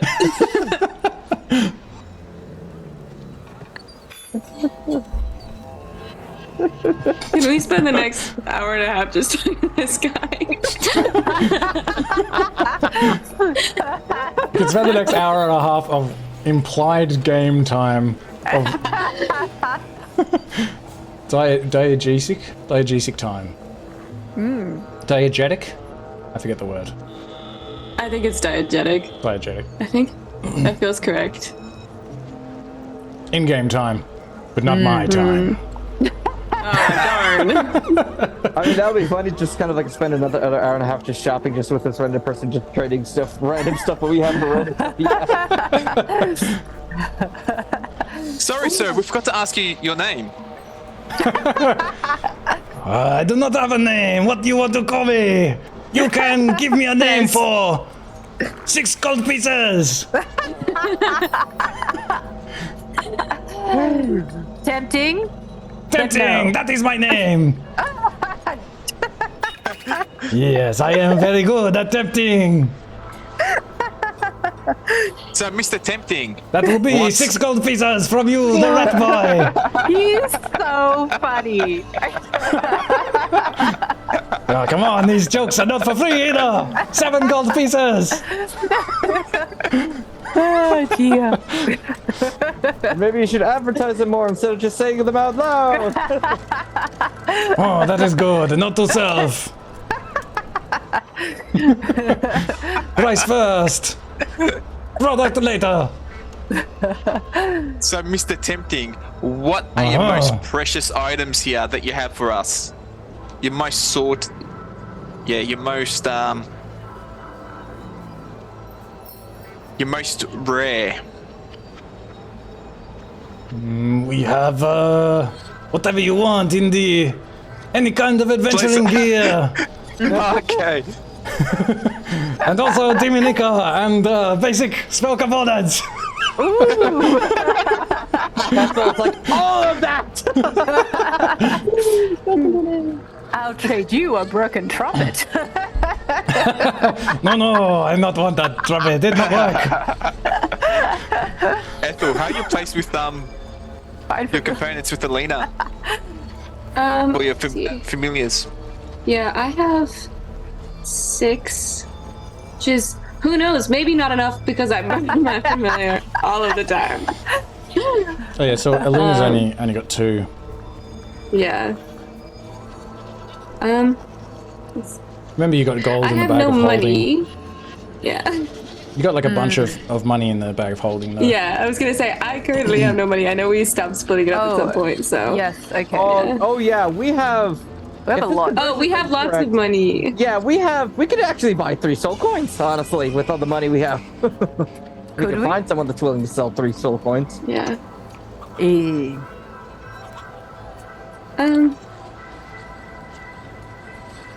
Hey, you go over to that tent over there. They will exchange currencies for you. Exciting. They have soul coins? Yes, of course. Ah. I mean, Where else would you go to get the soul coin? Not right, here. I do not have any soul coin. Nope. How much for some fine familiar components? Whatever the price is in. Negotiate. I think it's 10 gold. Oh yeah, that sounds right. Yeah. 1 platinum is 10 gold, right? One what? Sorry. Yes. One platinum is 10 gold. Yeah. Okay. Then I will buy 2 more fine familiar components. Okay. How much vials of demon ichor do we have? Or 2. okay. And then I have I think an oil flask too. I don't know, that was, they said to use it as fuel, but we can't use those for the vehicles, or can we? So Mad Maggie explained that they don't use oil for the vehicles because Gotcha. it's too hard to come by.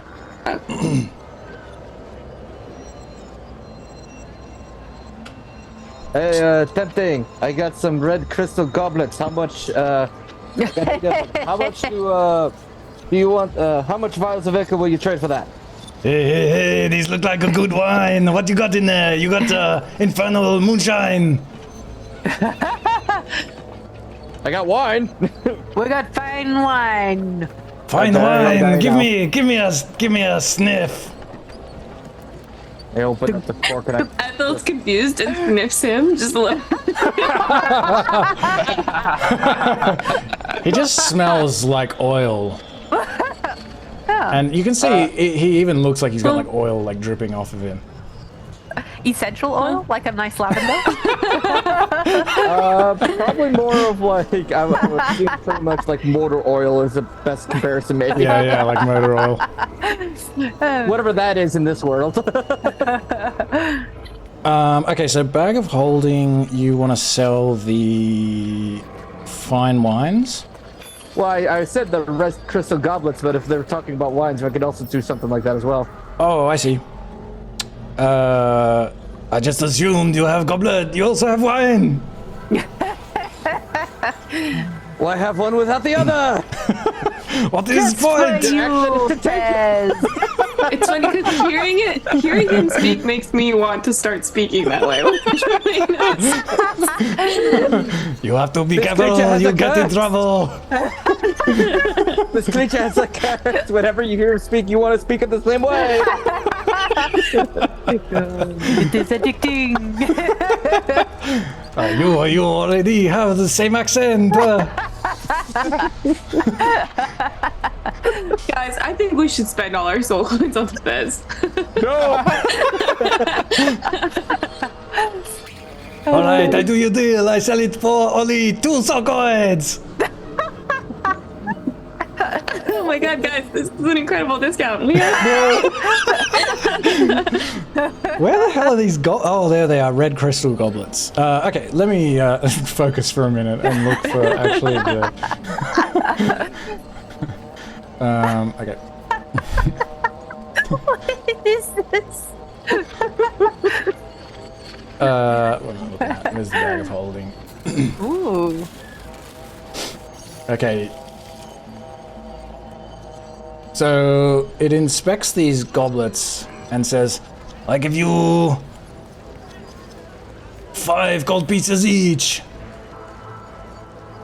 So, 8 goblets for 4 demon ichor. Okay, I can do that. Deal. all right. So I'll remove these goblets and I'll give you this demon ichor. This would be like, so 10 vials. Oh, so you're just getting 4 of the demon ichors? Yeah. Okay. Oh, feel free to put that in the bag of holding as well. Oh yeah, should we add that in? Oh. Oh, I'll add that. I'll add okay. the demon ichor to the bag of holding.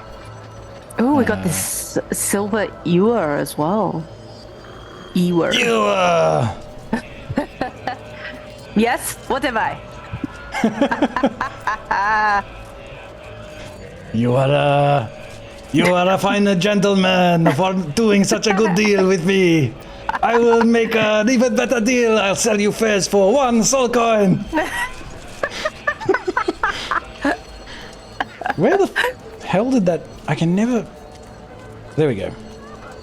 I don't know if it's my eyes or my brain. Probably both. Okay, A mix of both, maybe. demon knickers. Yeah. Nothing's on your side right now. No. No. I think the fence is on his side. It could be on your side. Mixing them up. It could be on your top side for the Low price. the low price of a 1 soul coin.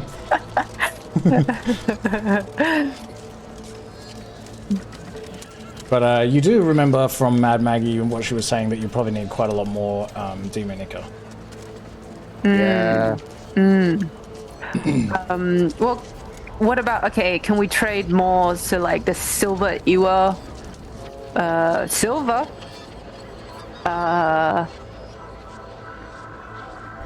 in the Okay. bag of holding, I mean,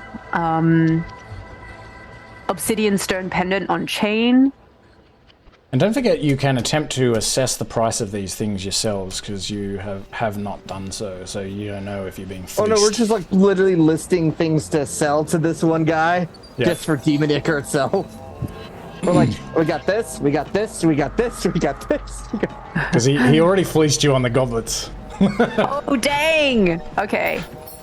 Just so you know What about these the kind of game I play. Joke's on you, I don't care. Rain doesn't speak for all of us. Well, I said I don't care, I didn't say we don't care. All right. Raising.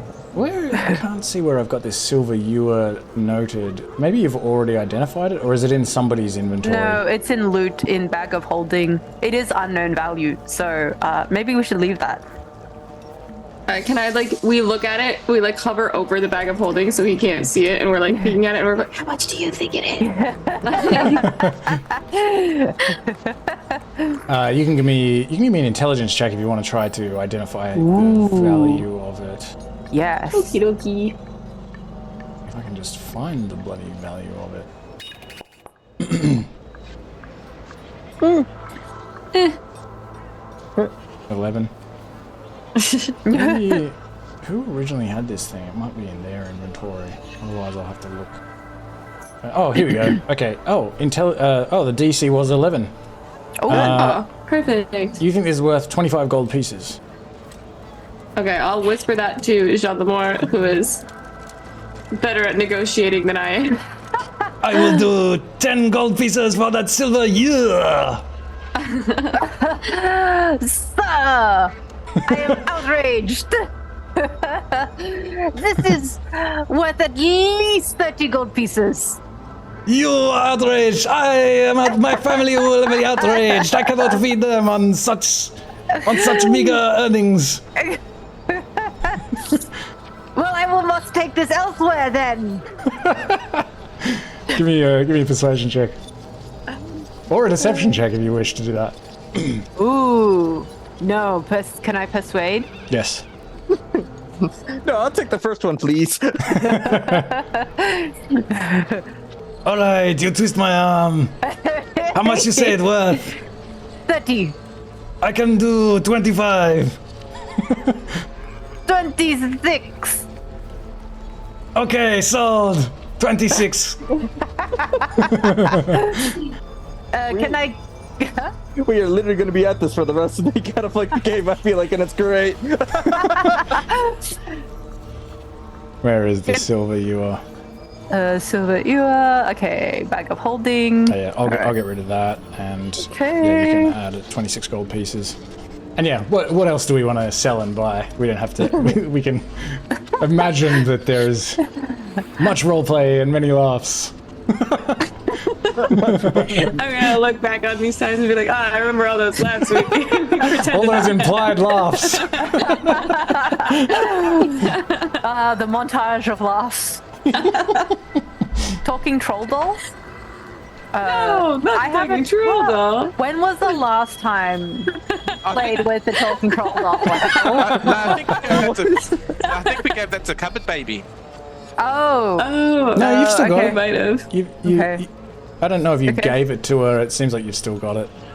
Okay. Maybe she Oh, gave it back. Maybe she let her gave play it back. with it just to calm down at Yeah. one point. Yeah.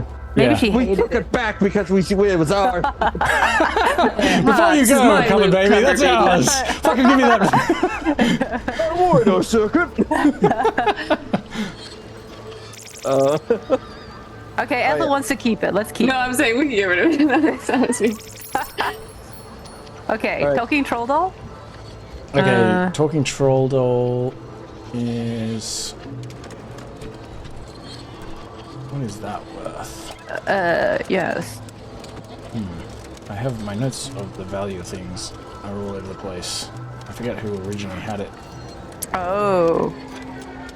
I should actually combine all of these things.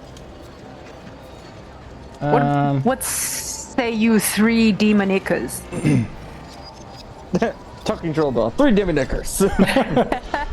Sold! Hey! Alright, 3 demon ickers. Alright, I'll change this to 7. Sweet. Oh, what about some sewer galoshes? How do you think those? I'm going right for those and now. Ooh, 2 more demonicas. I don't know. I will take. Okay, 1 demonica per sewer galoshes. Also, what is a sewer? It sounds like a good place. I like to go there. Alright, another 2 demon ickers. Okay, I'll add that in. How about 5 Demon Knickers for a vial of a concoction that makes you be on fire for a long time? And I prefer to say alchemist fires. Ooh. Sold! Alright. Dang. Is there just one of those? Oh, there is Yeah, in the that's bag just we're the holding. one. Alright, sweet. One of those. That's 5. 5 No. more demonicas. Yep. Okay. Nice. We have 14, but I feel like we're gonna need more. We could definitely use more. Because we're gonna What's- be all what's over the the place, rate? I feel like. What's the rate for holy waters in Demon Acre? Yeah, we gotta keep that. Yeah, I don't think they want to be I'm touching just those saying we ones. have many. I feel like that is the opposite of like the alchemist fire was like very good because Double like, valuable. their love of fire. I think it's gonna be opposite with holy water. So, No, holy water can be used against demons. Ooh. I could sell it. I could sell it as anti-demon spray. All right. Yeah, how many how much? We I give you 1 demonica for 2 flasks of holy water. How about 1 flask of holy water for 3 demon nectars? This stuff is gonna be anti-demon spray after all. give me a persuasion check. Fuck. That is, Oh. you done a hard bargain. All right. Persuasion. Can I attempt to help Can I- by yeah. just being really dramatic about it? Oh no, you can't do that. Yeah, Mahkah do this and is trying to do it as well. Okay, you can use advantage. Ooh. I do 1 for 1. 2 for 1. No, 1 for 1. All right, I'll give him 12 of the holy waters. Okay.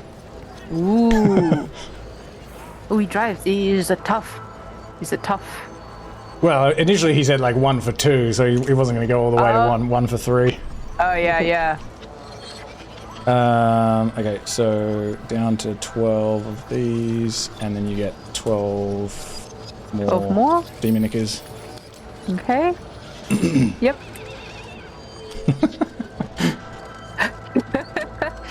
I did not know I would be a character in this episode. You could say that I am the main character. You can say that you're gonna be able to cut a character. Just like every time that we go to like a market, can it he does somehow he gets everywhere before us. How does he do that? I have many brothers.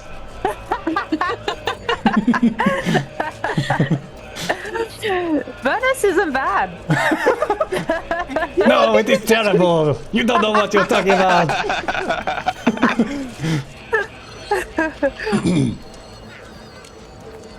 Okay, cool.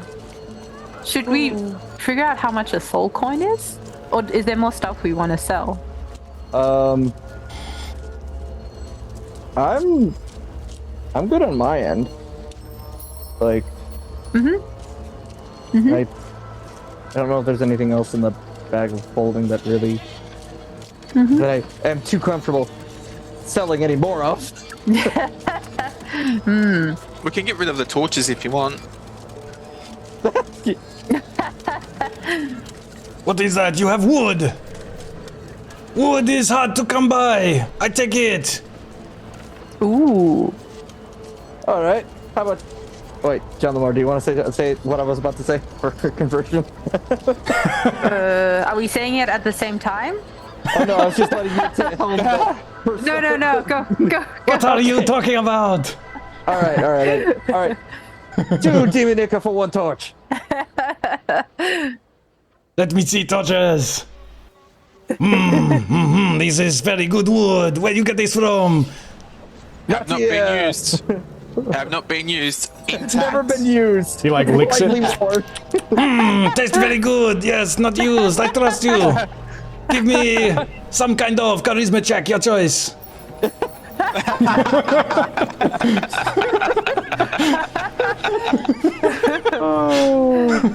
Let's see. What would be Charisma check. Can I help in some way? Yeah, I was gonna say I want to spruce these torches up. like bow to them almost, or like I don't know. Yeah, you can use advantage, Kensei. nope? Ooh.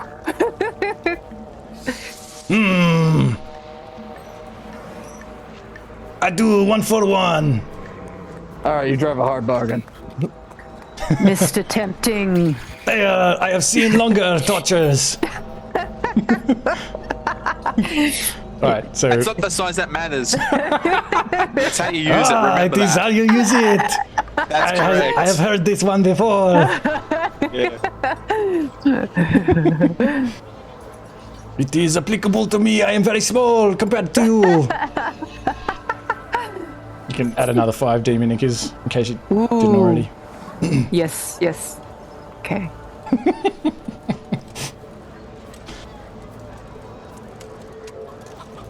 Okay. We have 31 demonicas.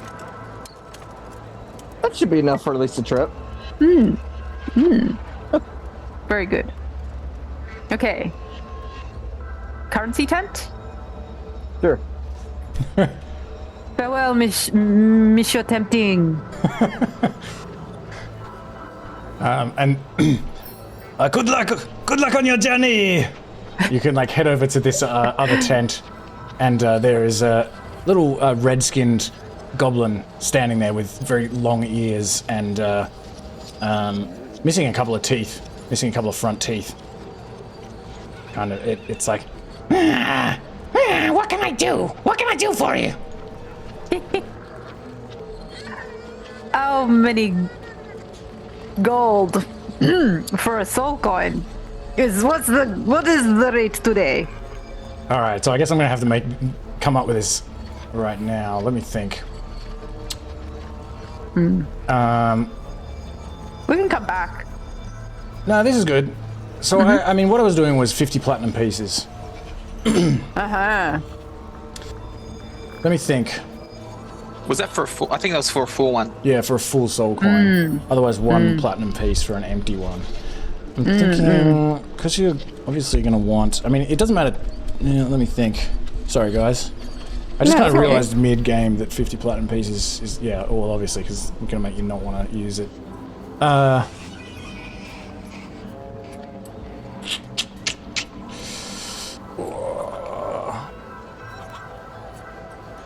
As we hear the clicking sounds of an Atticus being formed on the other side of the screen.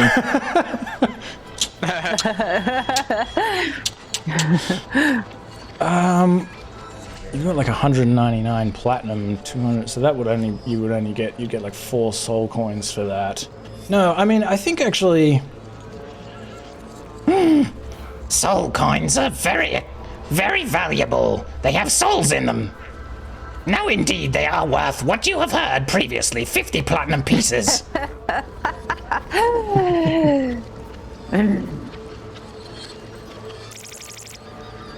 Still don't know if it makes sense. So we currently have 3. If we get one more, we could power both war machines equally. Yeah. Maybe that makes sense? Get one more and just like wait and see. Maybe we can kill some more red caps. Yes, let's discuss our kind of like murder attempts in front of this one individual. Yeah, I think it'd be odd if we didn't discuss them, you know?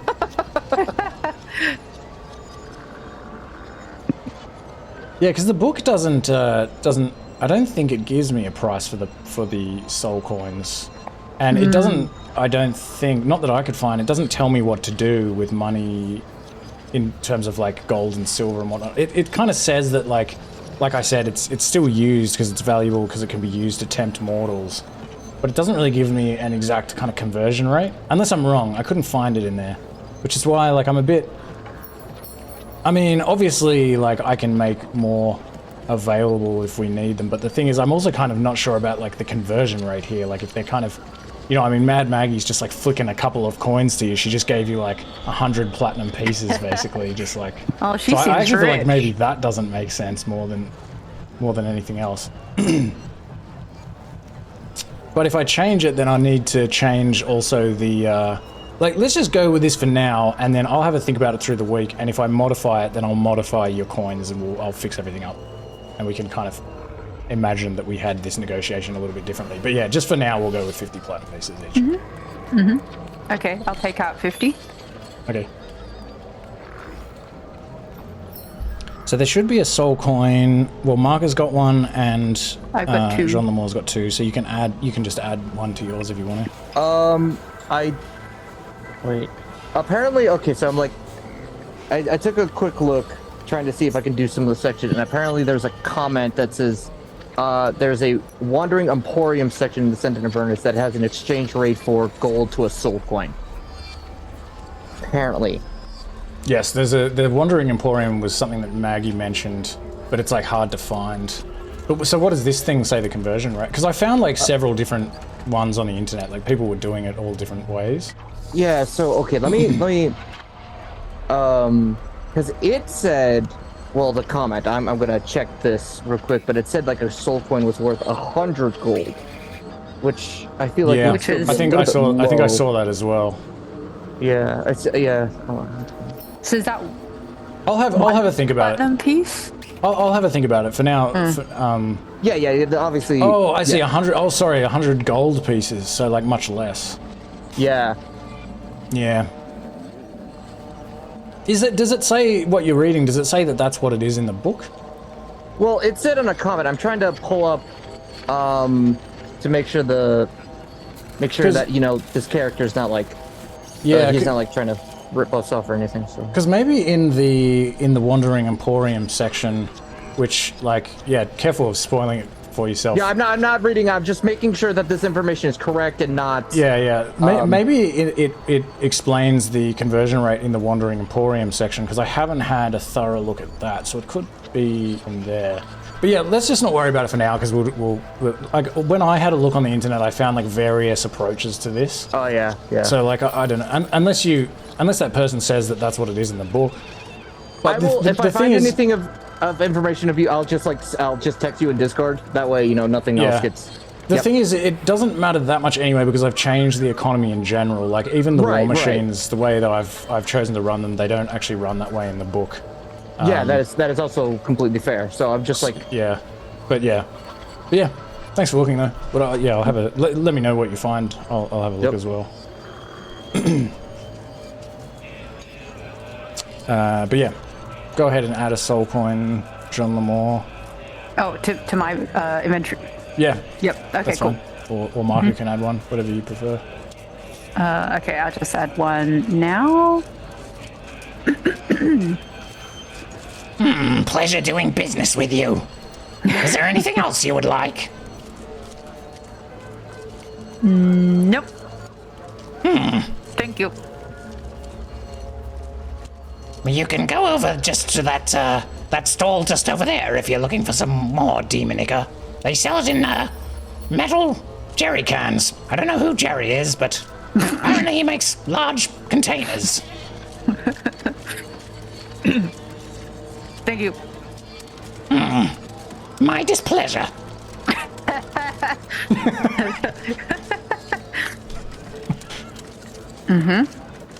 To Jerry.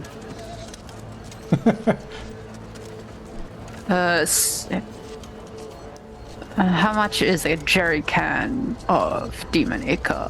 10 gold pieces for a jerry can. For a full jerry can. It's just Okay. There's no discount. It's just 10 vials for 10 gold pieces. Cool. I mean, do we need more? Do we want more?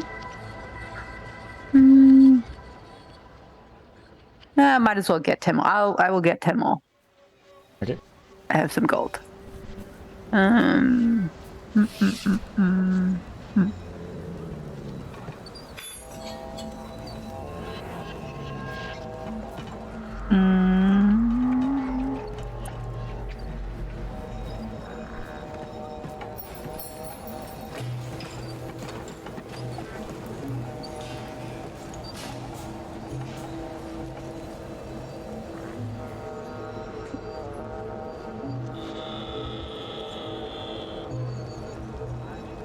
Okay, so 34. Sorry. And so what does everyone else want to do after that? Does anyone want to buy anything from the player's handbook or anything? Any armor, any arrows, or any... I don't know if Alina wants anything, she can just let me know at the beginning of the next session. Do they have anything for like drier environments, like desert wear? Like headgear, some clothing that's good for hot environments? Yeah, that's a good question. I would say that they would have hot weather clothes.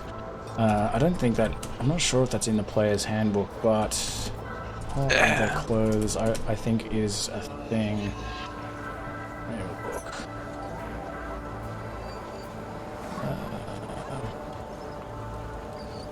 Can it be like even like something to keep like eye protection from like sandstorms, or like a nomadic type of headwear or something like that? Yeah, I think we should just be dressed like really stereotypical tourists. That's our other year. I'm struggling to find these, but I know I've seen them before. There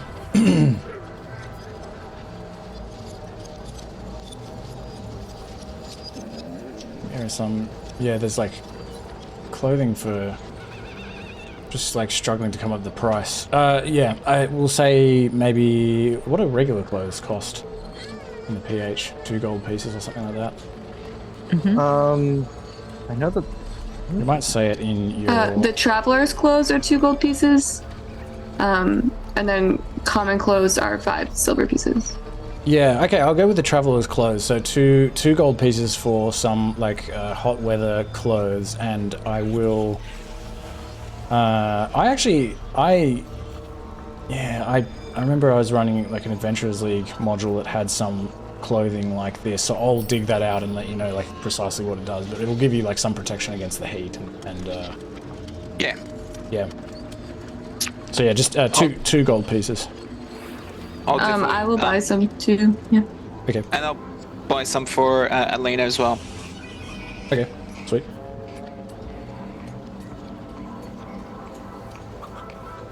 I'll get some too. Just make sure you both Mahkah and Ethel spend some gold. Yep. Sweet. Okay. And Jean. Yes.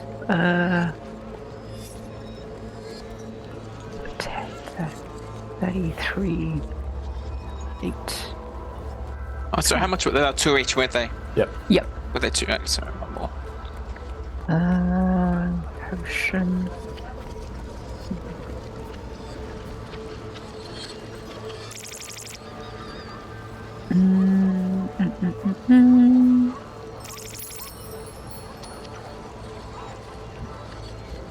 And yeah, so I've said that 1 vial of Demon Ichor is required for 10 miles. So yeah, 2 points on the hex.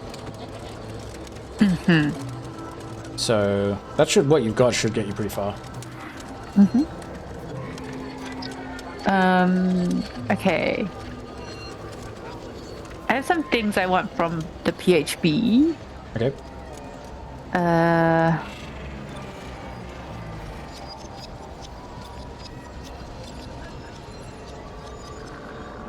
But I think I'll need to borrow... Wait, do I need to borrow? No, I don't need to borrow money. Sorry. Broken trumpet.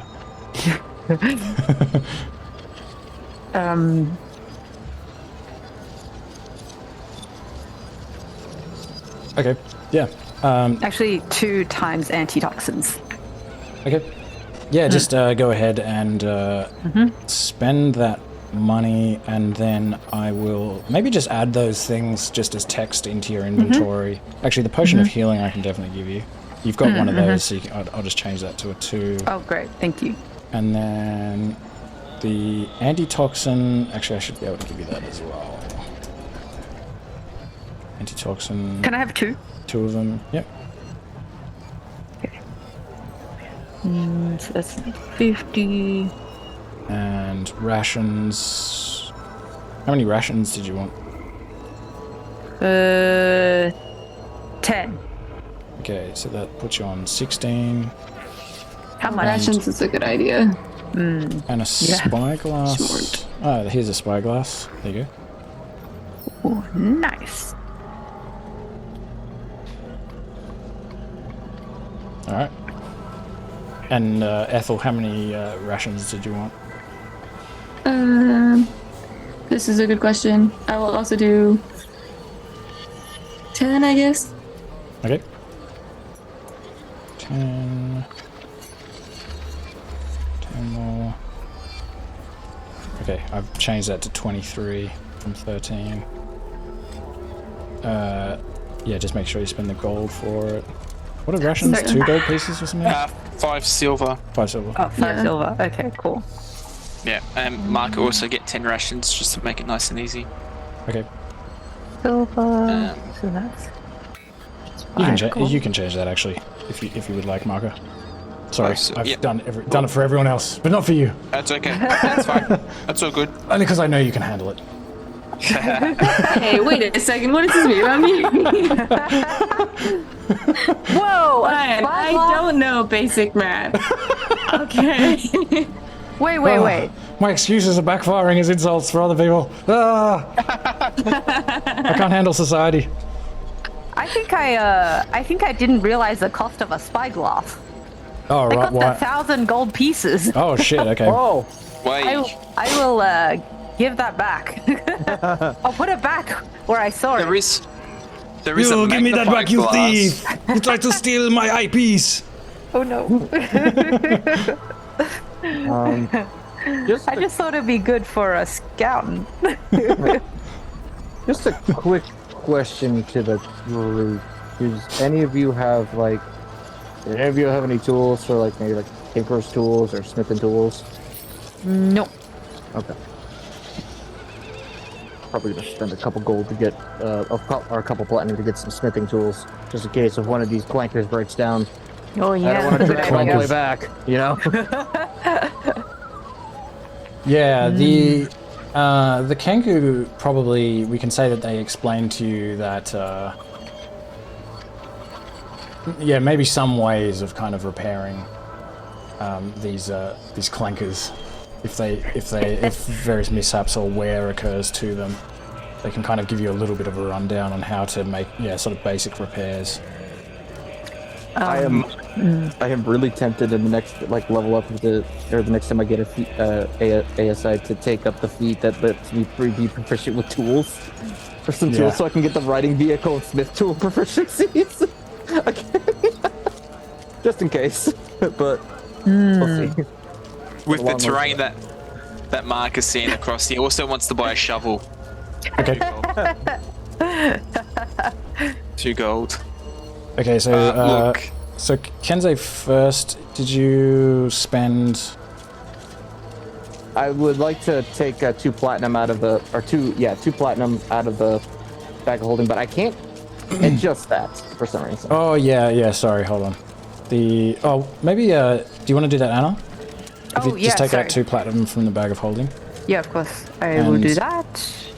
I will give you, which tools was it? Sorry. Smithing tools. Smithing tools. Okay, that should be in there now. And then, Mahkah, what were you after again? A shovel. A shovel, yeah. So that's 2 gold.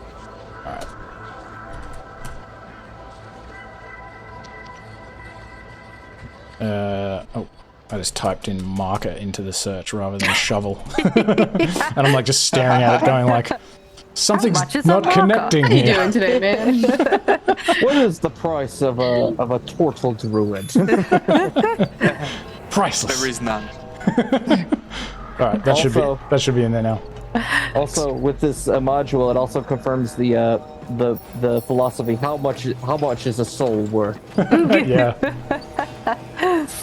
But yeah, I was gonna say a whole soul for running this thing for like how many miles is it or something like that? You're like, damn, that's exactly how much it's worth, I guess. Yeah.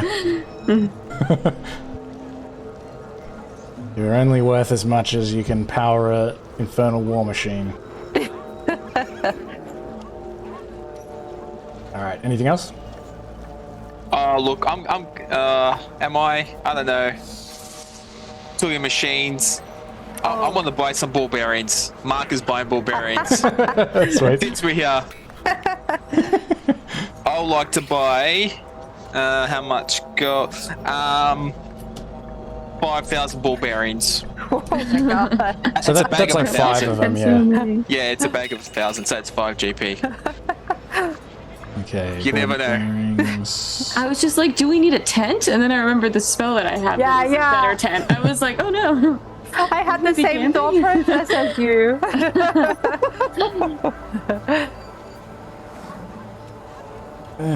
Where did they go?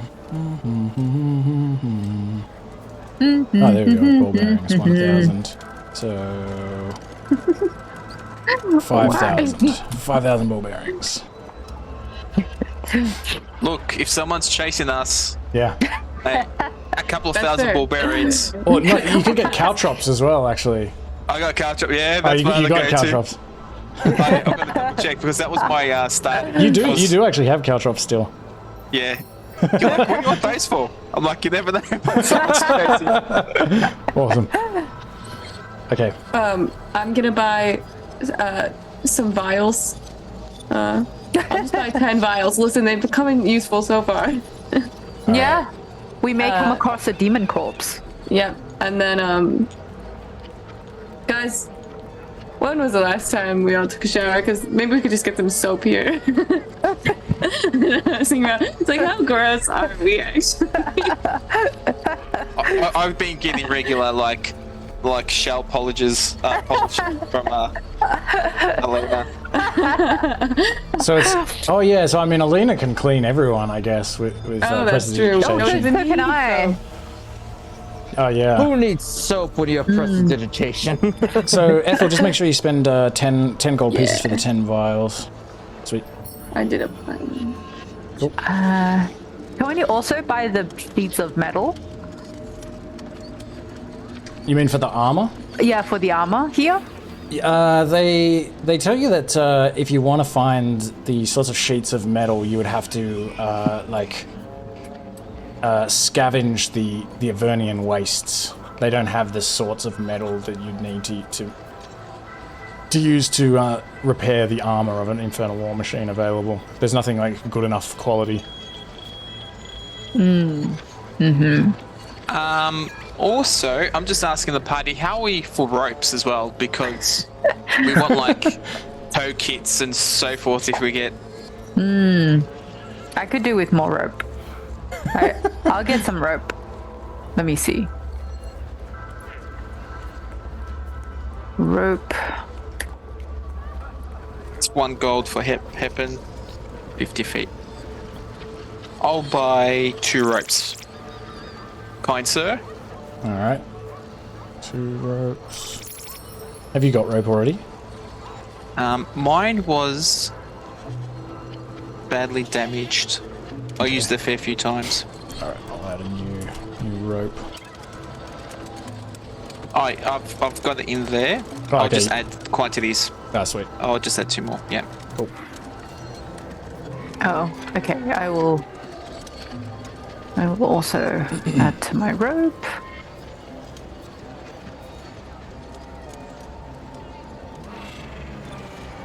Oh, I only have thumb rope.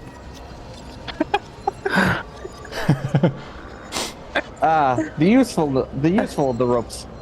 I mean, Ethel's got thumb rope as well. There's a few thumb ropes amongst you. They're important to me. Okay, I'll just use...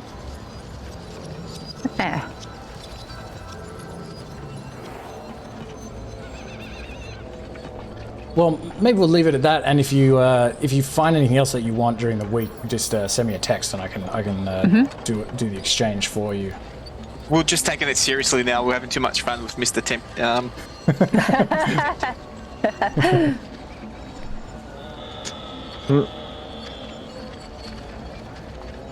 All right. So you can rent a room as well if you want to. In the there's this bar and hostel. The next courtyard across. I don't know if that's of interest to you. I don't know if anyone has. Did anyone end up with exhaustion or anything? Oh, I failed the food check, but I didn't do anything. Oh yeah. There's a place you can... Does that mean I'm exhausted? Yeah, that means you're exhausted. So you can... There's an exhaustion thing in here. Yeah, there you go. Nice. But otherwise, you can also... Yeah, so you can do that. You can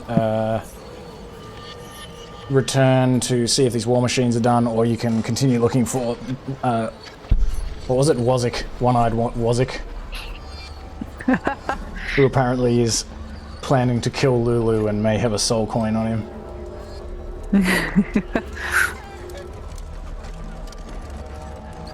Well, maybe at the tavern there might be some rumors, some word about the lands, what's happening, and we can get some further information on WotC. All right. You can head over to the like the 4th alcove along and head in there. You see again like a bunch of these small caves in this outcrop, and these ones have like thin, rusty iron doors, like basically like corrugated iron doors, which are like padlocked.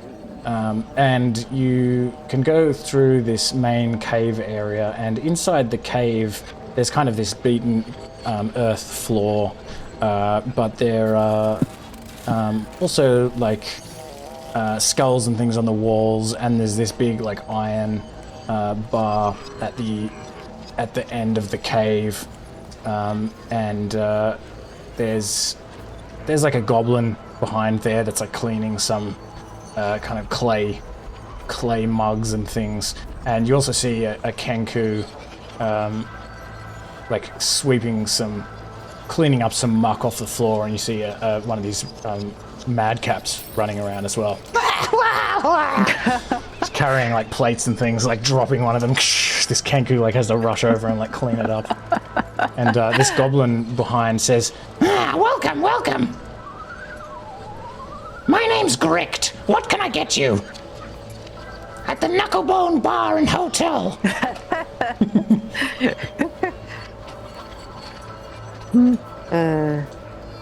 We have meals for 5 silver pieces.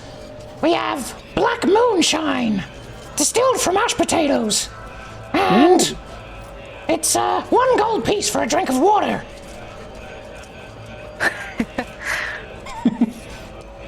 Mahkah just looks at Ethel. Interesting. You have any competitors in town on this water business? Absolutely not. There's no water anywhere in sight. We are the only place for miles that has a real live spring underneath the outcrop. I just like put a hand on my little decanter, like it's like fully attached at my hip, like a gun, like in a holster, and I'm just like, I just give it a little pat. Yep, Like, maybe this is we gonna can be like. useful. What you The got best there? stupid nothing. Best stupid purchase I've ever made. I see. Nothing, hey? It's a cup for water. I don't like germs, so I just bring my own cup. That's good. Yeah, germs. What a germs. This is a lot to explain to you right now.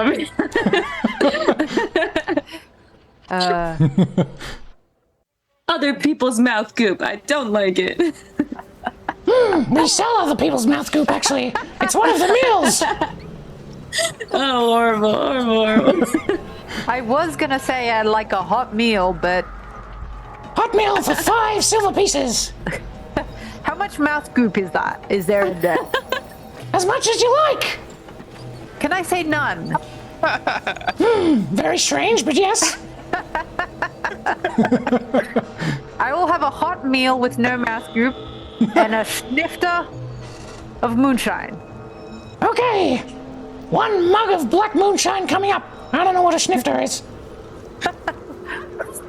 That'll cost you 5 copper pieces. Very good. And then, was it 5 silver pieces? 5 silver pieces for the meal. And Gricht Yes. yells at this madcap running around and says, 1 meal for the rat. 1 meal for the walking rat. and this madcap kind of runs out into this little alcove where there's apparently some kind of stove and kitchen there, and starts like spooning out some stuff from some like pots that have been kind of simmering there, and runs over to you like hands you this like metal plate, and you can see on this plate that there is some sort of strange, some kind of unidentifiable meat. You don't know what it is. Could be some sort of crab meat or infernal chicken meat. You even get, you're even like, this could even be like some sort of rat meat, like infernal rat meat. And there's like other things on the plate, like some briars and thistles and some grubs and like maggot type things, and also some kind of oil-like goop as well. Like And Mr. this- Tempting-esque oil? It's just this kind of oily goop. You don't know what it is. And the Everything's goblin, just grey. the goblin like smacks this Mad Hat, like reaches across the bar and like smacks this thing. It's like, I said no mouth goop. it's just like, and it just like wipes the mouth goop off onto the floor. Oh no, my meal! Then this Kenku like runs over and begins like pecking at the mouth goop on the ground. What a waste of money. But yes, you're able to have a meal for the day, and nobody else has eaten for the day. I don't know. You can also have a meal if you wish, or let me know. I'll just. Yeah, you made that sound so appealing. I'll just eat a ration. Yeah, me too, actually. Okay, but the only thing is that the food is so disgusting in Avernus that all of you who are consuming any kind of food, including this food that you've just purchased, Jean Lemore, need to give me a con save. DC 8. Ooh. What otherwise happens? You just throw up? No! I guess I'll find out. I guess I need to eat a ration as well. Okay, food. Yeah. I didn't even get to eat it. No, wait, this is after you eat the meal. Oh, okay. The whole meal. Alright. We'll just say Alina can have a meal, but well, it depends on, so what's everyone done? Kensei, Ethel's used a ration. I'm using the ration. You're using a ration. Just make sure you post the ration. Okay, sweet. Yeah. And then I'll do a ration for Alina. If you click the die icon to the left of it, it'll let you just use it and it'll post it in the chat. Okay. We'll say that Alina, seeing she's not here, she's able to keep this food down. However, Jean Lemore, you make your own mouth goop now as you retch the entire contents of this meal out onto this ground. And this Kenku has to come up and begin like sweeping up the meal, and so... I was gonna say, JL, maybe you can charge for that. Free mouth goop. Free milk, yeah. How much did you pay, JL? 10 silver. 10 silver. Royal mouse goop. JL the terrible. 10 silver. We only sell particular mouth goop. The mouth goop of mountain maggots. Ew. Giant mountain maggots. I'm taking my business elsewhere. But yes, unfortunately, Jean Lemore, you have not eaten a meal, and you have spent money. But yeah, if you'll still need to eat for the day. Okay, I'll eat. Wow. Proper food. This is brutal. John Lemore's no good, very bad day. I just can't keep it down. Cool. But you don't have to make another con check. You can keep this one down. Con save. And Lulu's like, Lucky I don't have to eat or drink. Unless I want to. But I feel sorry for you guys. No, you enjoy that, Lulu. Thank you. but you can also drink some of this black moonshine, which is also pretty disgusting, but you also feel like it's getting you drunk. It's a very, very high alcohol content. Kensei? I don't know. I don't even want to attempt that because I don't want to know where that comes from. It's Seeing made the from mouth goop. mashed potatoes, grains, and saps, and some oil. It's not bad. Yeah, you're really selling it to me, gentlemen. You're really selling it to me. No, I'll put to my wine. Or at least I'll wait for it until we get into until I can actually taste it.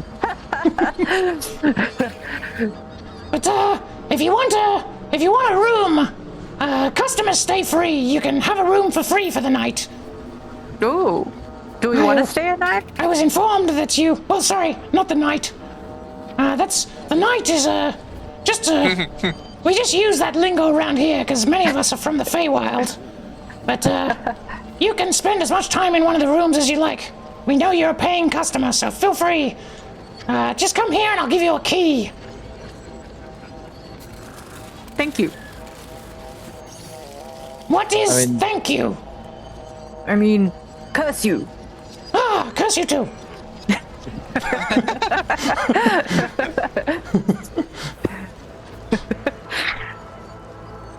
I'm honestly trying to remember how long has it been since we actually took a last long rest.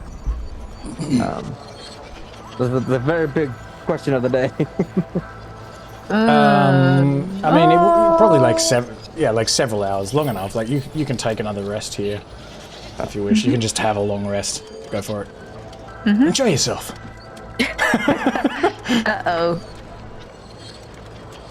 But we'll Definitely see taking, if there's a random I was gonna encounter. Say, definitely taking watches. I'm just kidding. You can actually go up. You can go up into one of these caves. The keys that Gricht gives you, they unlock one of these kind of corrugated iron doors. The corrugated iron doors. You can go in there. There's nothing in there, but you're able to. Ethel can make this tiny hut if she wishes. That looks like a library on the inside, and you can sleep in there. Yeah. And you can lock this door. So, but yeah, you can take watches as well if you like. But yeah, nothing happens in the night. I mean, in the These are my the hours important of rest. rolls. A 2. Yes. Two's good. Ooh. Sometimes with any number that's like above like a 6, I'm like worried about giving it to someone because they just might add enough that it's still good. But like a 2 is pretty solid. It's like Yeah. it's gonna be bad.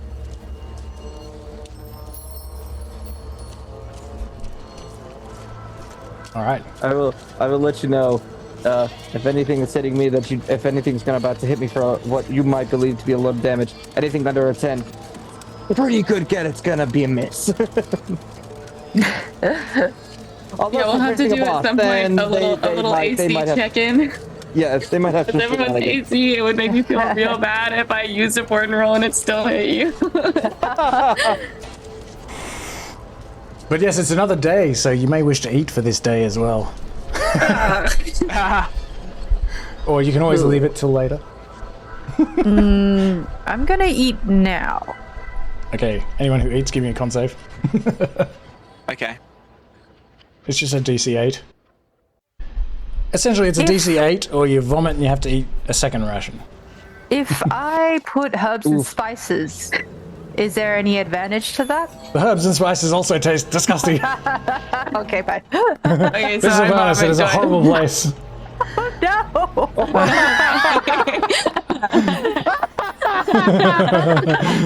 Oh shit, everyone's spewing out They their just have like a food. barfing circle. Everyone just thrown up. Oh my JL god, started. just coat the walls with the time. I'm sorry. I couldn't hold it.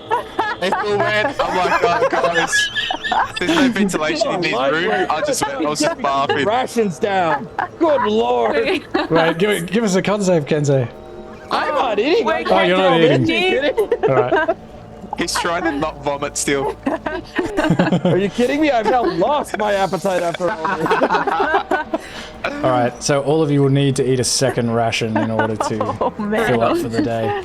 We'll have to Unless we keep can buy track some of more rations. Kensei not eating. Ooh. You all might want to pick up like, I don't know, maybe like 30 more rations. Yeah, I think so.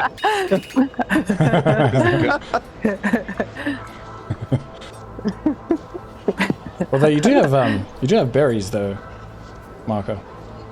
I do. But they won't. Yeah. Do those taste bad?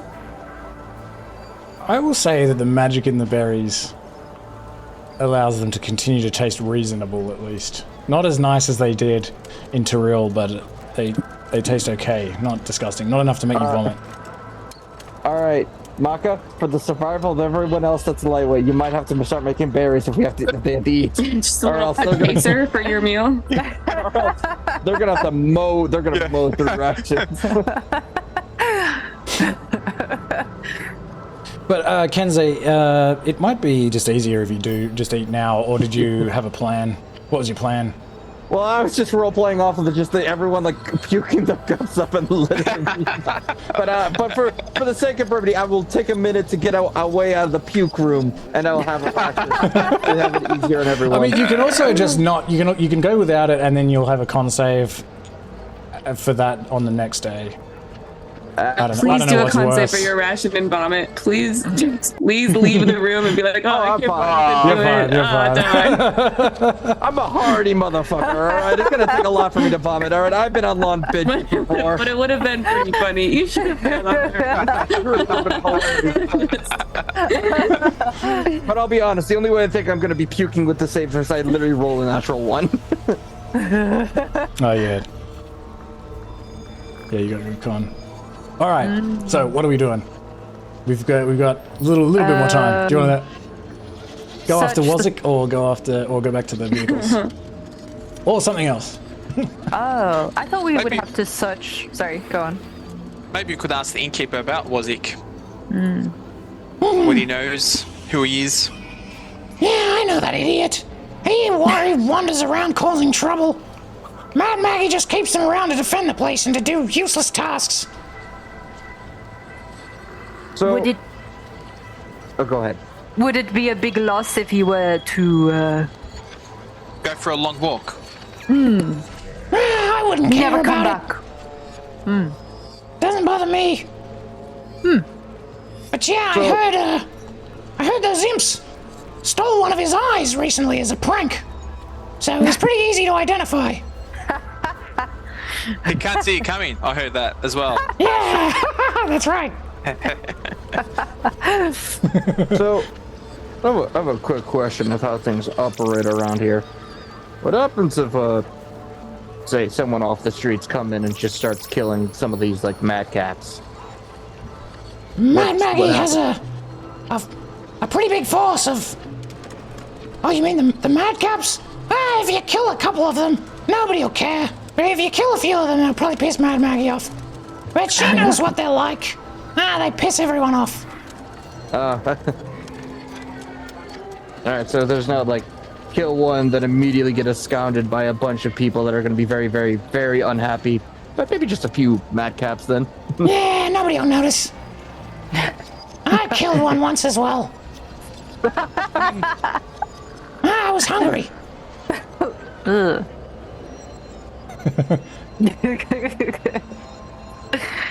Not easy to Did you find good eat meat it, or around were here. you hangry and it just really pissed you off?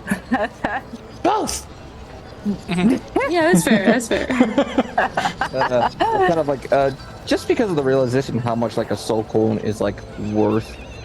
And, like, I feel like the creature, like, because the imps literally stole their eye as a prank, I don't think that this one madkip would have, like, a soul coin. I feel like, That's what I was thinking. Because if they stole, like, stole his eye, then I feel like the soul coin that he supposedly has would have been long gone.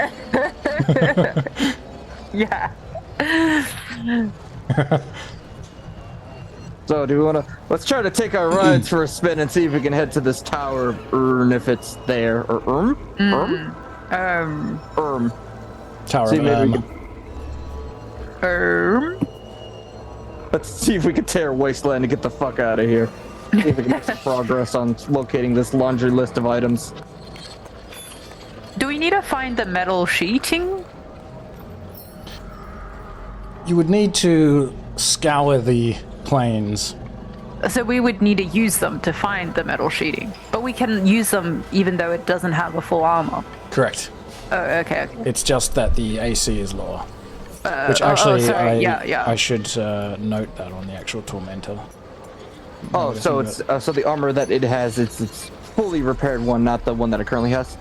Correct. Okay. Yeah, sorry, I forgot to... Let me see. Where have I got the... Well, maybe you can say we should take it for a test ride and see if we can find any metal before we head over to I mean, we're gonna be, like, going back and forth a lot, I feel like, because, like, yeah, we're knowing my luck and our luck, we're bound to run into some motherfuckers that are pretty much screaming, hey, take our stuff, as they try to accost us. So I feel like we're gonna find stuff in no time if we just keep riding around, trying to locate these places that fucking move.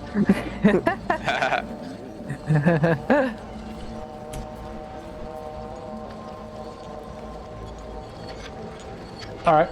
Okay, so you can go back to see these Kenku, and when you arrive, they are just finishing up the work, attaching these wheels to the Devil's Ride, and attaching this harpoon flinger to the Tormentor. And actually, they probably would have told you that they can also... They could install a different weapon instead of this harpoon flinger. Maybe they have a couple of options. An acidic bile sprayer, a flamethrower, an infernal screamer, or a Styx sprayer. I want that one. Or a what? A Styx sprayer. What is the infernal screamer? A writhing humanoid torso made of melting wax juts out from the station with a barbed hand crank between its shoulder blades. The figure telepathically shrieks in agony when the crank is turned. Wow. We make it more powerful by feeding it candles. This is made out of wax. Only if you had 90 of them. It says, the Screamer's operator targets one creature it can see within 120 feet of the Screamer. The target must make a DC 15 Wisdom saving throw, taking 4d12 psychic damage on a failed save, or half as much damage on a successful one. That's pretty cool. Let's grab that one because Yeah. So the harpoon flinger is 120 feet as well, 2d8 plus 2 piercing damage. 2d8 plus 2, okay. I honestly prefer the screamer because I feel like the screamer, anyone can turn a crank. I feel like. And I don't know about y'all's accuracy with the harpoon flinger. Can we test it? Well, the Kankus let us test it. I'm just trying to think because, like, I don't know if these are meant to just be available to you, but yeah, fuck it, these are available to you. You can't test it. You can't test it though. They just explain to you what it does, and you gotta pick. Let's go with the screamer. I like that. Okay, Sounds Screamer real on cool. on the Tormentor. Oh yeah. Oh yeah, the tormentor with the screamer. It's appealing. Ooh, at the theme. Yeah, like it's like very fitting for the name of this creature for the ride. Okay, Infernal Screamer. It's Okay, very much on brand. Yeah. I hope I'm doing the right thing. I believe that you can just swap it one for one, but I don't know why it's put it in the features here. But we'll have to work it out. Well, we've got a week till then. Yeah. Yeah. If we can't have it, we can't have it. But Oh no, we have to have someone manually scream at things. Oh, Please let it be me. Please attack me with a friend and let me scream at things. I've been manually screaming at things all my life. All I want is an opportunity to crank a scream out of a wax-tortured being.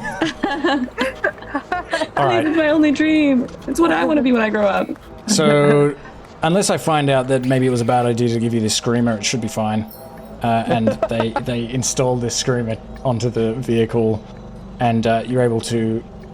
Let me think. They tell you that Mad Maggie has. One of them has already the Tormentor already has a soul coin in it. ooh, So there's a full soul coin in the Tormentor. awesome. nice. But otherwise, you'll need to put one in the Devil's Ride. Ah. Okay.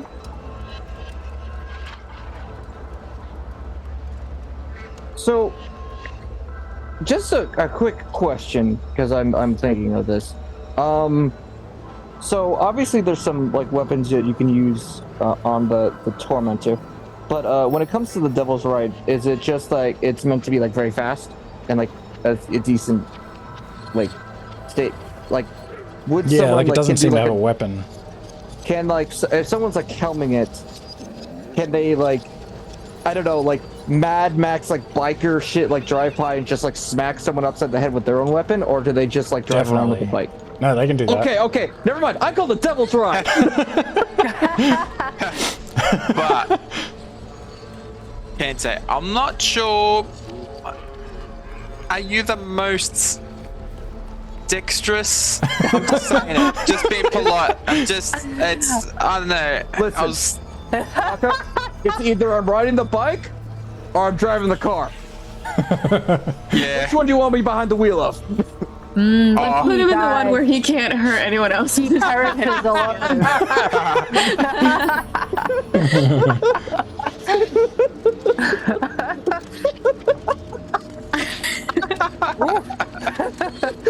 You do have a liking for that screamer as well. I'm thinking that Alina's on the bike and you're driving the tormentor, cranking it.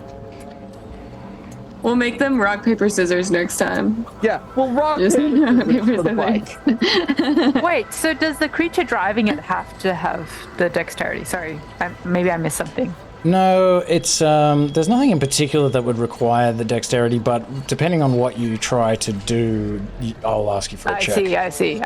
So that might involve dexterity. It might not. This Devil's Ride is like a big clunky thing. It could certainly take Kensei if he wished to ride it.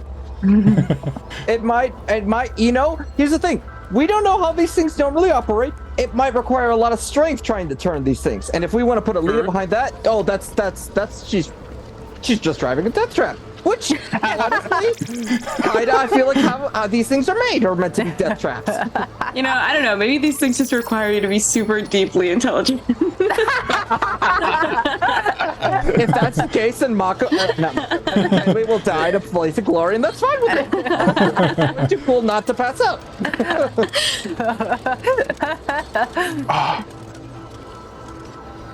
I was just thinking, who's got that bowl helmet for the bike? Me. Yeah. Bequeath it to Kensei. There is no way I am doing this alone. Very funny to say bequeath when you're just doing something normally. I bequeath unto you. Wait, quick This hat question. that I have. Just for the lulz, quick question: how much for like a pair of like welding or like workers goggles, so I could just ride it with a bike, goggles, a bull helmet, and the red handkerchief just riding along, like sort of like a dotting the Mad Max attire. I don't know how protective these things will be mechanically, but you can acquire all of those things for a gold piece in total. If you want some just goggles, just basic goggles. Actually, goggles, because what would they be made out of? They probably would be, I'm going to say actually more like... Goggles actually wouldn't be cheap now that I think about it. 10 gold pieces. Look, Kensei's like, Marcus happy to give you... 5 gold pieces. Marcus happy to give you his goggles of night as well. That works. I know you don't need them, but they're pretty good. I don't need them anymore. That's fine. And I'm not looking for any mechanical value. I'm just thinking I'm just gonna ride on like a bat out of hell. I don't care. This is great. All right, I'm unable to bequeath. Wait, what do you mean? Oh, you don't know how, you can't give it to... I don't know how. Oh yeah, it doesn't... It used to... To bequeath. I removed the bequeathing module. So what is it? Where is it? It's in my loot. What is it there? Bowl helmet. Ball helmet. Okay, I will bequeath it for the... You know, I pick up words like really quickly. I'm gonna start saying bequeath by accident to someone in a normal context. Yes. Okay, ball Awesome. helmet should be in there, and then Mahkah, you're handing over your goggles of the night. Goggles of night. Alright. Okay. And with that, you're able to get into these vehicles, and you put a soul coin. Just make sure you use one of those soul coins, John Lamore or Mahkah. Yes. Power up the bike. I will. And you can press a button and these things roar to life. And it takes you a little bit of practice kind of getting the handle of these things as you sort of drive them out through this large gate. And the red caps pull like another large piece of the fence that's on wheels open that's kind of off to the side, and you're able to drive these things out through this gate and out into the Avernian landscape.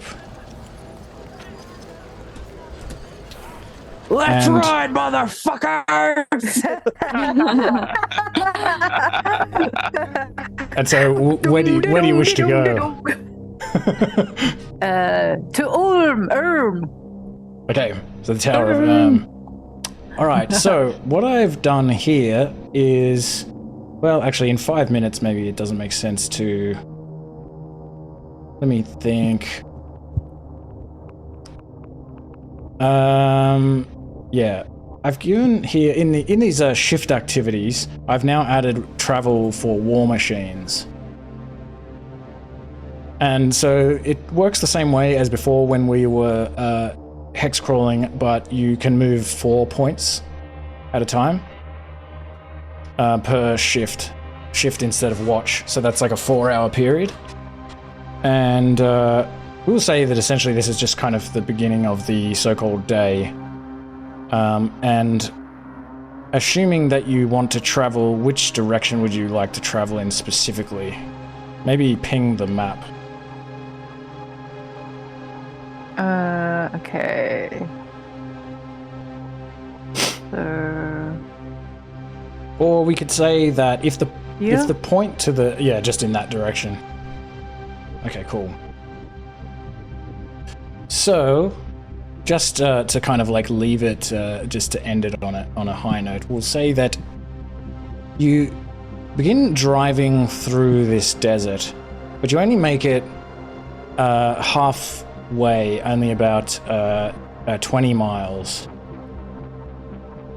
And you're driving along, leaving these tracks in the desert, driving over like hills, and you see skeletons and occasional pieces of trash, but nothing that you feel would be sort of intact enough to be useful for using it to improve the armor just yet.